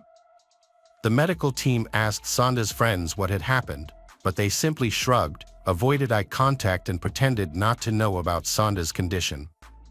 It was clear that something was wrong. Despite the efforts of medical professionals to save him, Sonda, 20, died of multiple organ failure. The autopsy revealed the initial findings. The pathologist examined Sonda's stomach to understand the cause of the seemingly healthy college student's sudden death. To the doctor's surprise and shock, he discovered that he had not eaten or drank any food or water for the past 2 days. Instead, his stomach contained foreign objects such as goldfish from an aquarium, the head of a rat, and the entire head of an eel. This indicated that Sonda had suffered horrific experiences before his death. The case attracted a lot of media attention, quickly becoming an international topic of discussion. Talks broke out about universities covering up shocking student misconduct and the lack of responsibility of the children of wealthy families. A student association called Reusgum was closely monitored. Reusgum, founded more than 70 years ago, is symbolized by a Flemish lion. The secret society has about 30 active male members, mostly law, engineering, and business students from prestigious families. Reusgum is one of the most prestigious and sought-after groups at the prestigious Catholic University of Leuven in Belgium, with only 2 or 3 new members admitted each year. The secret society is surrounded by rumors, which makes it all the more mysterious and mysterious. It is like an elite group of students with a lot of power and influence on campus. The Reusgum Student Secret Society has begun planning its annual initiation ceremony for new members. The ceremony includes a unique and daring menu, starting with appetizers such as roasted grasshoppers and cockroaches, followed by a main course of rats and raw fish. Dessert is a mix of coffee and a banned substance. A disturbing photo of a Reusgum fraternity's initiation ceremony has gone viral. The photo shows the group's leaders dressed in worn clothes, while 4 new members are kneeling. 2 of the new members are pictured with a gun pointed at their heads, a pistol, and a rifle. The photo raises many questions. What other types of rituals does this secretive group conduct? What exactly are the events that take place inside the fraternity? Considering the backgrounds of many of its members, parents, politicians, lawyers, prominent doctors, and business leaders, what would they do to protect their children if something truly happened seriously? Sonda never had any aspirations of joining the Ryuzgam fraternity. Instead, he was a young man born in Belgium to a Senegalese father who sought asylum in the country a few years before he was born. As an immigrant, Sonda's father worked hard to ensure his 2 sons could live a good life. He knew that because of the color of his skin, his children would have to work twice as hard to gain the same respect and career opportunities as native Belgians. Sonda's father, Dia, worked long hours at a factory, spent many nights mastering the local language, and slept or stayed up all night to help his son study. His only desire was for his sons to succeed in life. From a young age, Sonda understood the importance of working towards his goals. He realized that success will not come easily and required perseverance and hard work. As he grew up, Sonda had a close friend named Ferry, who lived nearby. The 2 shared interests such as cycling, comics, and dreams of going to college, finding a good job, saving money, and eventually moving to Japan. They even promised to be lifelong friends and visit Japan together one day. However, fate had other plans for Sonda, and he will never have the chance to visit his dreamland. As a teenager, Sonda had many friends. He had an innate ability to excel in various activities, such as solving complex math problems and playing soccer, which surprised his friends. Despite his special talents, Sonda was loved by everyone for his easygoing and charming personality. He was sociable and easy to get along with, which made it easy for him to make friends. After completing high school, Sonda made his family proud by becoming the first person to attend a prestigious university, the University of Leuven. His father was extremely happy with this achievement, which exceeded his dreams. Although the university was close to home, Sonda chose to live in a dormitory. He pursued civil engineering and was determined to get a master's degree in the field. Sonda's maturity and ambition drove him to make his father proud. His ultimate goal was to graduate, secure a high-paying job, and allow his father to retire, repaying the sacrifices he had made for his children's future. By 2018, Sonda was in his 3rd year of a 5-year program and was already thinking about his career after graduation. In order to achieve his goal of securing a high-paying job to support his family and pay the bills, he stayed away from parties and focused on finding a job. Realizing that his skin color could be a hindrance in a predominantly European industry, and with his high academic achievements, communication skills, and hard work, he realized that building relationships was important. This realization leads him to consider joining the Ryuzgam, a group that has important connections and is essential to his career. Joining the Ryuzgam seems to be a strategic decision. Many of its members come from prominent families, which makes Sonda's decision to apply a surprise to his friends, except for his brother, who understands the potential career advantages of the organization. However, his childhood friend Ferry has reservations about these groups and even tries to dissuade Sonda from joining, seeing it as a potentially dangerous move. If Ferry had known the tragic outcome that would befall Sonda, he would never have stopped trying to stop him. Sonda's decision to join Ryuzgam was not an impulsive one, he considered it carefully. With 2 years left until the end of his studies in 2018, he weighed the pros and cons before making his final decision. Sonda was then one of 10 students who successfully passed Ryuzgam rigorous selection process. Of these 10, only 3, including Sonda, advanced to the final selection stage. In the first stage, Ryuzgam members screen out candidates who do not match their interests, personalities, or communication styles. Once the final 3 are narrowed down, the real challenge begins. We'll spend 2 months rigorously evaluating the 3 selected, culminating in a 2 to 3 day selection ceremony. During this intense evaluation process, the recruits are subjected to constant, relentless humiliation and complete dependence on the members of the Ryuzgam society. Sonda learns about the brutal initiation rituals of the society, but he is willing to go through with it for the promise of a better future. Like the other 2 candidates, Sonda understands that the process will be difficult and push them to their limits. However, no one anticipates risking their lives in such situations. Sonda's school friend, who belongs to another society, has his own views on the Ryuzgam initiation activities.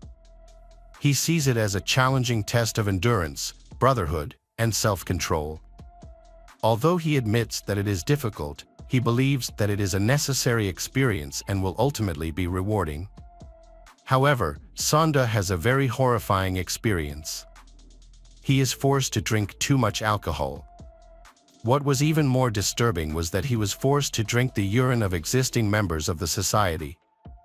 Sonda and the other newcomers were constantly insulted. Sonda had the worst of it. He was ridiculed for the color of his skin, which made his experience even more unpleasant. In October 2018, the society held a large event at the Student Union building. New members, including Sonda, were forced to kneel and take turns drinking large amounts of strong alcohol. Despite this, the newcomers were still forced to clean up the place. They stumbled across the floor, trying to clean up their own and others' vomit. The experience was traumatic and humiliating for Sonda and the other new members. That night, the 3 new members were ordered to clean up, but the Ryuzgam brothers had other plans. They decide that only the dark-skinned man, Sonda, will be cleaned, citing historical precedent where dark-skinned men served white men. Sonda feels powerless to protest, but he is determined to overcome it. Knowing that this situation will eventually end, Sonda worked hard to be accepted into the society, but at the age of 20, he was still quite naive. Despite the pain he had gone through, Sonda continued to attend the society's meetings. Sonda loved his father, who had sacrificed a lot for his education, and Sonda was determined to make him proud. Sonda hoped that the humiliation would end once he passed the final hurdle. The Ryuzgam society, which has a history of over 70 years, had only 2 members of African descent. In 2015, a dark-skinned student was inducted, and Sonda was about to become the second person to undergo the final initiation ceremony, also known as baptism. On December 4, 2018, the initiation process for new members began at 4 p.m. In the first challenge, 3 candidates, including Sonda, wear long, flowing white robes and walk into town with bouquets of flowers. Their goal is to sell as many flowers as possible by the end of the challenge. The person who sells the fewest flowers is punished. These punishments include drinking yogurt and other unpleasant substances. Sonda ends up in last place, selling 30 fewer roses than his competitors. This leads to his punishment, where he is forced to drink a significant amount of alcohol, affecting his ability to speak. The initiation moves into the second phase. The new members, now kneeling, are asked simple questions. However, by 7 p.m., the members of the association have become less tolerant of Sonda's inability to answer these questions clearly. Unsurprisingly, he is defeated by the other competitors and faces further punishments. His punishment was to drink a bottle and a half of gin.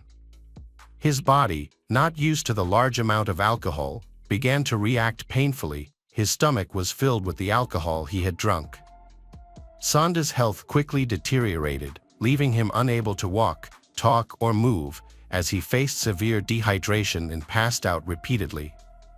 Surprisingly, this incident took place in a public place, right on the sidewalk in front of a cafe in the city square. However, no passers-by intervened or called the police for help. At 9 p.m., the third challenge called Endure the Night began. The student council took the new recruits to their dormitory, where the 18 student council brothers continued to torture them relentlessly. This time, the participants were required to drink as much beer as possible. By the end of the ordeal, all 3 participants were unconscious, although they were still breathing. However, this did not stop the continued abuse. According to the order's custom, when someone faints, they are urinated on by the order's members. A video was recorded of these actions at 11:40 p.m., but the perpetrators attempted to delete the footage. When the first day of the event ended, the new members were taken to their quarters and violently thrown onto their beds. The water supply was cut off as a prank. The initiates' belongings were vandalized with ketchup and chocolate, and they were locked up. This meant that if any of them woke up, they would not have access to water to relieve their dehydration, having consumed a potentially fatal amount of alcohol. This was just the beginning of a week-long initiation ceremony at one of the country's most esteemed universities. But the most traumatic experiences were yet to come. The next day, December 5, 2018, at around 10:30 a.m., the members of the order were ready to begin the final stage of the initiation ceremony. They woke up the 3 new members, loaded them into a car, and drove out of the city to a remote village about an hour away. One of the members of the order had a small, isolated house surrounded by dense forests, ideal for keeping their activities secret. Along the way, they stopped several times to purchase the necessary items for the ceremony.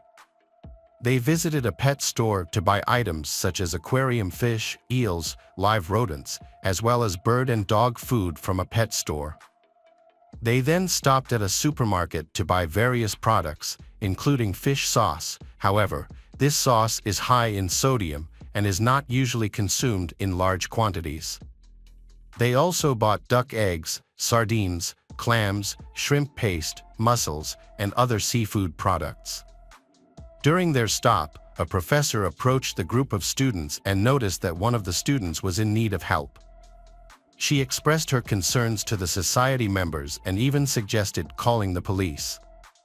However, the society members, quickly convincing her that the student was simply drunk and in shock, stated that the initiation ceremony was over and that they would help him recover by giving him a cold shower.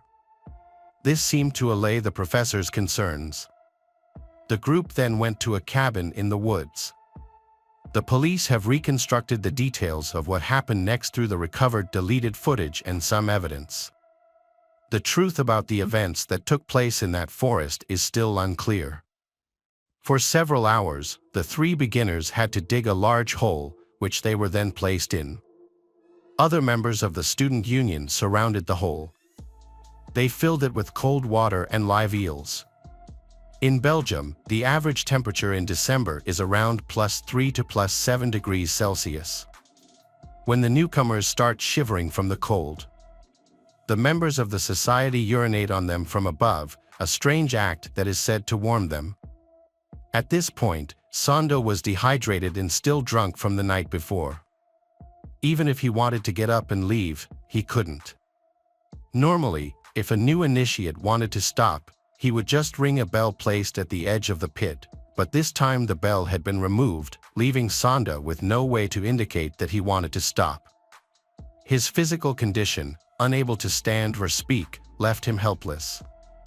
The 3 new members, exhausted and drunk, were forced to sit in ice water and endure the urination and defecation of the members of the order. They were then forced to bite the heads of rats and eels that lived in the water and drink fish oil. After 6 hours of enduring these brutal conditions, Sanda's body began to weaken and he passed out. Finally, he was taken out of the water, dressed in dry clothes, and placed next to the fire. As he curled up on the ground for 2 hours, the initiation ritual continued around him. As Sanda's health deteriorated, instead of seeking immediate medical help, the fraternity members spent their time taking pictures and recording Sanda's painful images and sounds. Sanda's body was now reacting violently to the excessive sodium intake, leading to high blood pressure and a nosebleed. Sonda then passed out. Time passed. It wasn't until 8:57 p.m. that one of the fraternity members decided to call an ambulance. The students then drove Sonda to the hospital, but instead of placing him safely in the back seat, they deliberately placed him in the trunk to avoid dirtying the car's interior. Upon arriving at the hospital, the association members deliberately withheld important information from the medical team regarding Sonda's diet and recent alcohol consumption. After dropping him off and handing him over to the medical team, the group of students left immediately, saying that the ceremony would resume as soon as Sonda was discharged from the hospital. A decision that did not take much care of Sonda's health. While medical professionals were investigating the cause of his condition, Sonda's internal organs began to fail. He was eventually transferred to Antwerp University Hospital for more advanced care and better facilities. There, he fell into a coma, and Sonda's heart stopped, and the 20-year-old tragically passed away. The cause of death was determined to be high levels of sodium in his body due to his excessive consumption of fish sauce during the ritual. This prompted the hospital to notify the police, who immediately opened an investigation into the circumstances surrounding Sonda's death. As news of Sonda's death spread, 2 other ritual participants were rushed to the hospital at 10:40 p.m. after their conditions worsened. Their parents also rushed to the hospital upon learning of their child's serious condition. Meanwhile, the members of the cult attempted to cover their tracks by destroying all evidence. They filled in a trench used in the ritual, cleaned up the room where they used ketchup and chocolate, turned on the water supply, and deleted incriminating messages, photos, and videos from their phones. However, when the police arrived, they were still able to recover the deleted data from the cult members' mobile devices. The investigation into Sonda's death has been difficult, despite the considerable amount of evidence that has been collected. The members involved belonged to powerful families whose parents quickly sought legal representation. Although the evidence linking the 18 members of the student body to Sonda's death grew stronger, the investigation dragged on and was repeatedly thwarted by powerful parents. All 18 students deleted their social media profiles and limited their communication, speaking only through their lawyers. Following Sonda's tragic death, the Reusgum student body was eventually dissolved, and the university disciplined the students involved, requiring them to complete 30 hours of community service. Despite the severity of the incident, none of the students were expelled. The group of 18 completed their studies without any significant consequences. A group of teachers protested the lenient punishment, writing an open letter in support of harsher punishments for the group, but no additional measures were taken against the students. The legal process of the case was completed in July 2020. However, the lawyers for the Reusgum members tried to reframe the case as a tragic accident caused by Sonda's poor health. It was not until May 26, 2023, that the court finally issued its verdict. The court found 18 Reusgum students guilty of manslaughter and mistreatment. Each member was fined €400, ordered to perform community service, and ordered to compensate the victim's family about €30,000. The court decided not to reveal the identities of the students responsible in order to protect their future. The relatively light sentences caused widespread outrage, leading to protests in several cities. However, while these protests took place, the outcome remained the same. Hey detectives! Welcome back. We've got another mysterious case to explore. The case of Jessica Dishon. Jessica Dishon was born on May 2, 1982, in the small town of Shepherdsville, Kentucky, USA. It was a quiet place where many residents made their living from farming and were very close to one another. Jessica had 2 younger brothers, Christopher and Michael. From a young age, she helped her parents, Mike and Edna, take care of them while they were at work. This made Jessica more independent, and her parents could always count on her. When she was 15, she started working part-time at a local restaurant, saving money to buy her first car.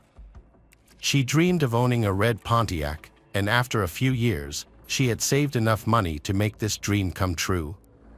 Despite her part-time job, Jessica still achieved very good academic results and began planning to go to college to become an accountant. In the fall of 1999, when Jessica was 17, she entered her senior year and started dating a boy, which made her very excited. On the morning of Friday, September 10th, as usual, Jessica's parents went to work while she was still sleeping, and her younger brothers went to the bus stop and then to school. Jessica stayed home and was supposed to drive to school by herself. However, right after her brothers left, around noon, her mother, Edna, returned home and immediately noticed something strange. Jessica's car was parked in front of the house, even though she was supposed to be in class at that time. Edna went to Jessica's room, guessing that she might have overslept and not gone to school. However, Jessica was not in her bedroom. Edna then thought that, for some reason, Jessica might have asked her father, Mike, to drive her to school. She immediately called Mike, but he said he had gone to work alone that morning. Edna suspected that there was a problem with Jessica's car, so she took the spare key to try to start it. However, as she approached the car, she noticed a few disturbing things. The driver's door was slightly open. Jessica's cell phone was on the seat with the numbers 9 and 1 displayed on the screen, and under the front seat were a pair of shoes and her keys. In the back seat were her textbooks, work clothes, and purse.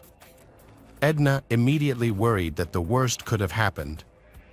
It was clear that someone had tried to call 911 from Jessica's phone but couldn't get through. Furthermore, Jessica couldn't have left all her belongings in the car and left unexpectedly. Her family lived in the suburbs, so she would have had to walk several miles. Jessica's parents called the school and learned that she had missed class. However, the school did not notify them as they should have. A few hours later, Jessica's best friend from the place where they both worked called her parents, saying that Jessica had not shown up for her shift, which made them even more worried. Worried about Jessica's absence from school and work, as well as her belongings, including her phone with the 9 and 1 dial displayed being left in an unlocked car, her parents decided to call the police. However, the sheriff simply assumed that Jessica might have wandered off and would eventually return home. He did not notice that one of her shoes was left in the car, making it difficult for her to travel far without it. Jessica's parents tried to convince the sheriff that their daughter might be in danger, but despite their pleas, he refused to open an investigation, leaving them with no choice but to return home. After that, her parents took it upon themselves to search for her and contact acquaintances, but no one had any information about her. The next day, her parents returned to the sheriff and reported that Jessica had not returned home. This time, the police went to check Jessica's car but found another problem. The officers had searched the car without gloves, touching everything inside with their bare hands. They also did not follow standard procedure for checking Jessica's room. Jessica's parents, once again frustrated with the lack of professionalism from law enforcement, so sought the help of local media to draw attention to their daughter's disappearance and the police's lack of concern. Together with relatives and friends, they searched on their own and distributed flyers with information about Jessica. The search was led by Jessica's father and his brother, who were familiar with the area. Fearing the worst, they decided to search near a local river. The area had a bad reputation as it was dense, isolated, and popular with drug dealers and other criminals. For hours, Jessica's relatives searched the difficult terrain along the river but found no trace of her. The next morning, something unusual happened. Jessica's parents were at home, and their son was playing in the yard. Suddenly, the boy ran into the house, saying he heard a cry for help that sounded like his sister's. Jessica's father immediately grabbed the shotgun and ran outside to find the source of the cry. At the same time, his brother drove up to the house to join the search. Not long after, they noticed smoke coming from the property of their neighbor, a 40-year-old man named David Brooks. When they approached, they saw him burning something on the ground, which looked very suspicious. Jessica's father asked David for permission to search his farm. However, David refused and asked them to leave. It was not just David's strange behavior that was noteworthy. Before Jessica's disappearance, her family had maintained a normal relationship with David and his family. However, after Jessica went missing, David began to act strangely. He often drove slowly past Jessica's family's house and stared at them with a disturbing expression. Additionally, Jessica's parents received strange phone calls from a man who only panted without saying anything. Jessica's family suspected David might have had something to do with their daughter's disappearance, but they could not understand why he was behaving so oddly. Jessica's parents decided to contact the police again, despite having previously failed to get significant attention from the agency. They shared their observations, urged the officers to search David's property with dogs, and agreed to use Jessica's clothes to search for clues. The dogs led them to a fire pit on David's property, but they found no significant evidence. However, they did discover a pair of black gloves in one of the sheds, which indicated the presence of an odor associated with decomposition. Despite David's suspicious behavior, the police were still unable to connect him to Jessica's disappearance, and once again, they came up empty-handed. Frustrated with the local police, Jessica's father decided to contact the FBI. While the FBI typically did not investigate if only based on calls from relatives of missing persons, they decided to get involved immediately due to the disturbing facts presented by Jessica's parents. After a careful investigation, the FBI concluded that something truly terrible might have happened to Jessica. From this point on, a real investigation began, one that the local police had been reluctant to conduct. FBI agents collected fingerprints from Jessica's room and car, seized all potential evidence for analysis, and sent it to the lab. They also organized an extensive ground search using helicopters and gathered volunteers. Additionally, they thoroughly examined the bottom of the pond near Jessica's house, considering the possibility that her body might be there. FBI agents conducted a thorough search of David's farm and found a printed photo of Jessica. After this discovery, detectives were almost certain that David was involved in her disappearance. They also suspected his 35-year-old brother, Joseph, because he acted strangely while police were searching his property. Although investigators did not find enough evidence to arrest the brothers, they focused their efforts on thoroughly searching the area, as it was becoming increasingly likely that Jessica was no longer alive. On September 27, 17 days after Jessica went missing, police received a call from a woman driving along the road near where Jessica's father had been searching for her. The woman had seen a strange object near a tree on the side of the road and decided to check it out. The woman was shocked to discover it was a body. She immediately called the police. The FBI arrived at the scene and confirmed that the body was that of a young woman who was missing several fingers and toes.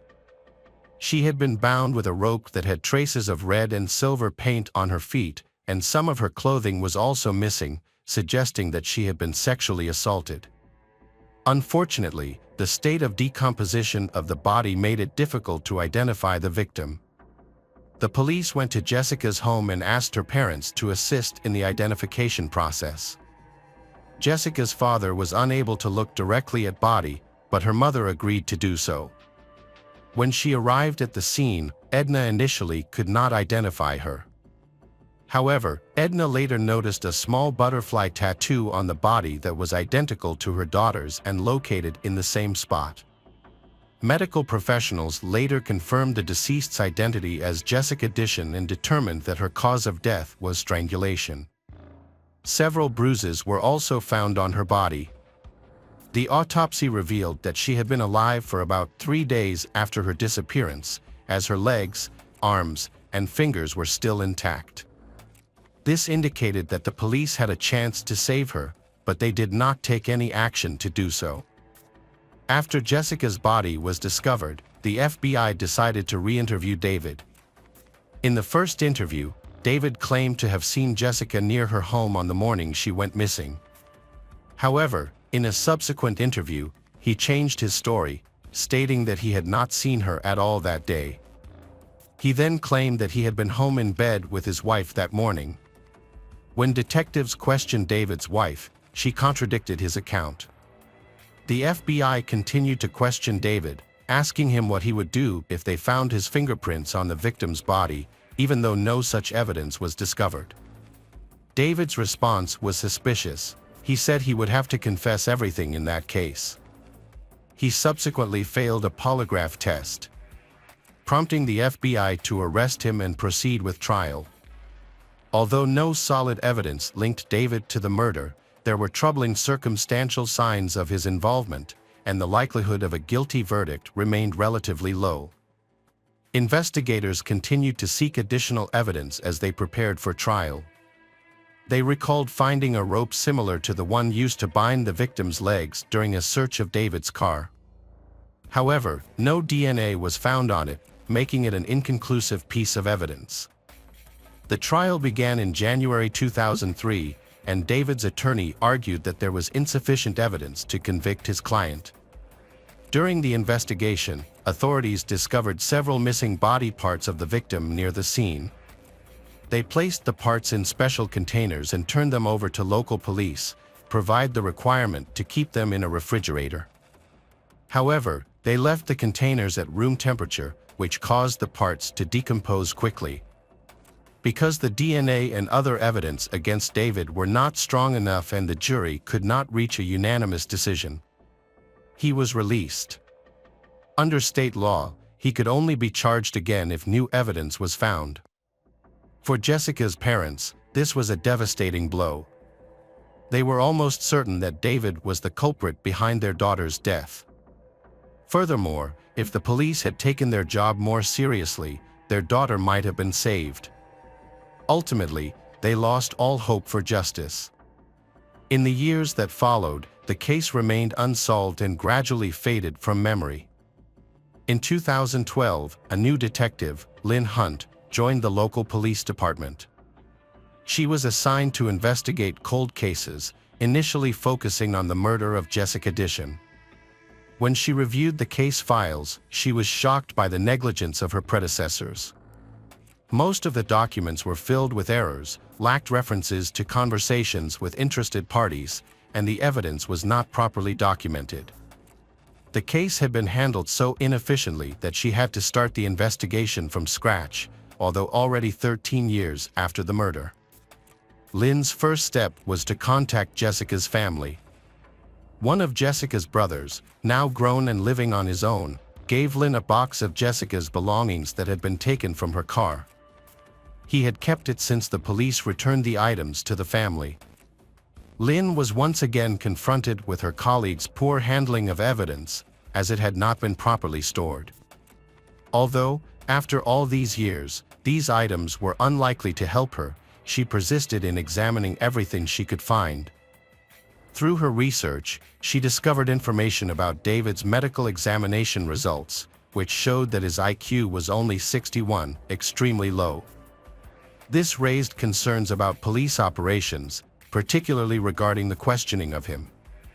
Based on his significantly low IQ, he may not have fully understood the questions and may have given incomplete answers. This could indicate that he may not have been involved in the case, as his unusual behavior could be explained by his extremely low IQ. After a thorough investigation of everyone involved or living near the scene, nearly 15 years after Jessica's death, a colleague from another department called Lynn and shared new information from an inmate at the Kentucky State Prison who claimed to know the true identity of Jessica's killer. Lynn approached this lead with skepticism because, many times, when inmates try to provide information to the police, the end result is often frustration and wasted time. Many of them make up stories in hopes of getting released early or improving their prison conditions. However, she understood that this lead could not be ignored without verification. She visited the prison and met a man who was said to have relevant information. According to the man, he had shared a cell with a convicted child molester, the same crime as him. They became friends and exchanged details about their crimes. One day, the inmate told him that he had killed Jessica. The informant then revealing the man's name. It was Stanley Dish, Jessica's uncle and her father's younger brother. According to the informant, Stanley had confessed that he had sexually abused Jessica for years while they lived in the same household. Stanley had threatened to kill Jessica or her relatives if she spoke out. In the spring of 1999, when Jessica had a boyfriend, Stanley began to fear that she would eventually reveal her abuse by him. On the morning of September 10th, Stanley went to Jessica's home while she was alone. Jessica was getting into her car to leave when Stanley asked her to break up with her boyfriend. Jessica refused and threatened to report him if he did not leave her alone. When he refused, Stanley began to threaten Jessica. She tried to call 911, but Stanley grabbed her. Eventually, Jessica broke free and ran into the house. Stanley chased her down, beat her, then tied her up with bed sheets and took her to a nearby abandoned warehouse, where she was later found dead. Stanley held her captive for a long time, torturing and mentally abusing her before killing her. He then moved her body to a visible location near the road and buried it beneath the warehouse. He also claimed that after the murder, he had dismembered some of her body parts, hoping to deceive the police into thinking it was a drug deal gone wrong. Detective Lynn realized that information about the dismembered body parts had never been made public. Only Jessica's closest friends knew about it, so the informant could not have made this up. Finally, the man added that Stanley had buried Jessica's shoe under a broken tree near the shed. Lynn decided to verify all this information by searching for evidence. However, the local police station was short-staffed, so no one there could help her.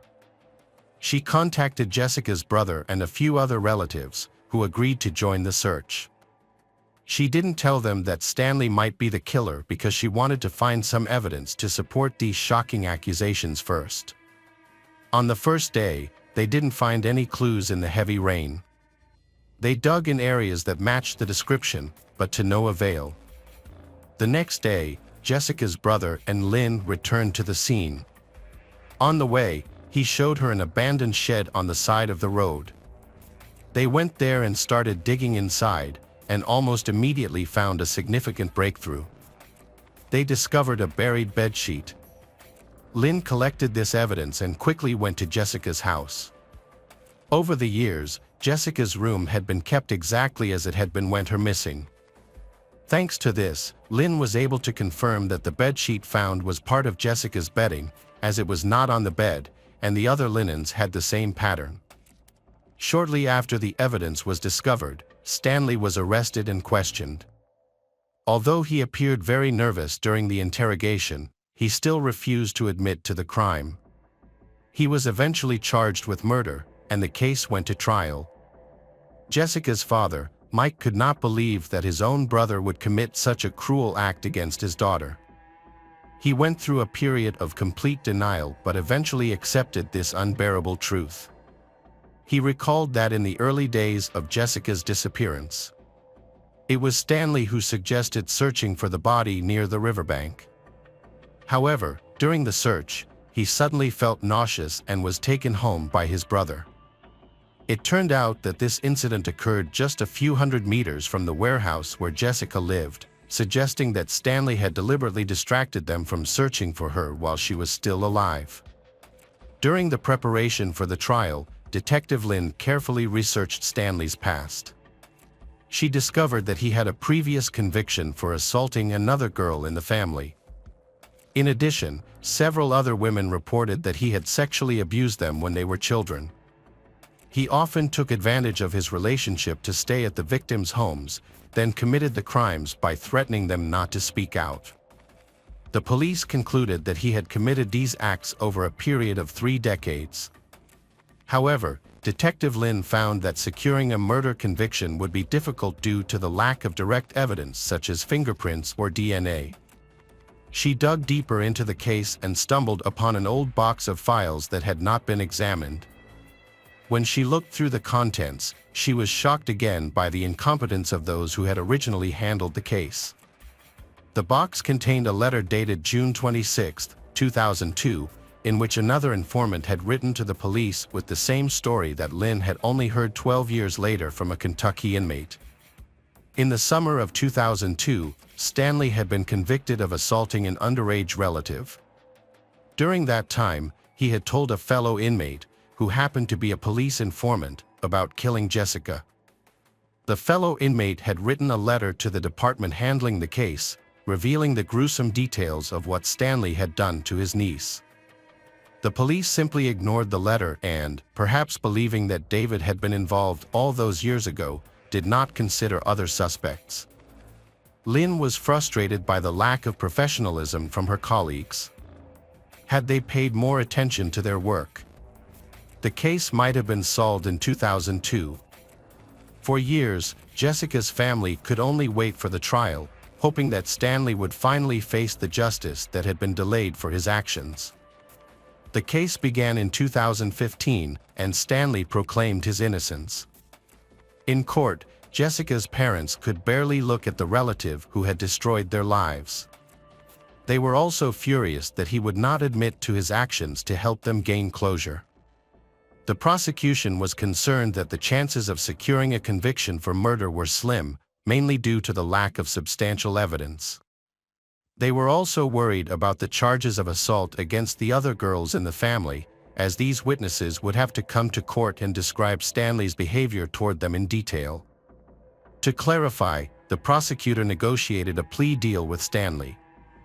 Under the terms of the deal, the death penalty would be waived if Stanley pleaded guilty to the assault on his relative and to Jessica's murder. Stanley agreed to the deal, however. Part of the agreement stipulated that he did not have to reveal any further details about the crime. Jessica's parents were unhappy about this, as they wanted to know the whole truth. In the end, Stanley was sentenced to 20 years in prison, with the possibility of parole after 15 years. Stanley was sentenced at the age of 56 and could have been released at the age of 71. After the trial, Jessica's father stated that if his brother hadn't died in prison, he would have waited for him to figure things out for himself. In 2019, Stanley gave his first interview and insisted that he did not kill Jessica. He claimed he was on his way to work that morning, but 2 decades later, he couldn't prove it. He could not explain why 2 independent informants had similar stories, including details only the killer would know, such as where the bedsheets were buried. David Brooks stated that police had not ruled out his involvement in the case. Stanley, who knew him, may have asked for his help in disposing of the victim's belongings. Due to his low IQ, Brooks may not have understood the full extent of the situation. It is possible that he burned Jessica's clothes in a fire, and that Stanley gave him gloves that had a scent detectable by dogs. However, the truth may never be revealed, as Brooks passed away in 2021 due to heart problems. On the 3rd day after Jessica went missing, her younger brother heard screams outside and thought it was his sister calling for help. However, it is impossible to say for certain what happened at that time. Jessica could still be alive, but Stanley might have kept her in a shed a few miles from her home. In this case, it is more likely that the child imagined the incident due to stress or that someone else was screaming. However, there is another theory, although it seems unlikely. We know that shortly after Jessica's father rushed out, Stanley drove up to the house, which indicates he was nearby. Therefore, it is possible that the girl was in his car with her mouth covered or unconscious. In spite of this hypothesis appears very unlikely,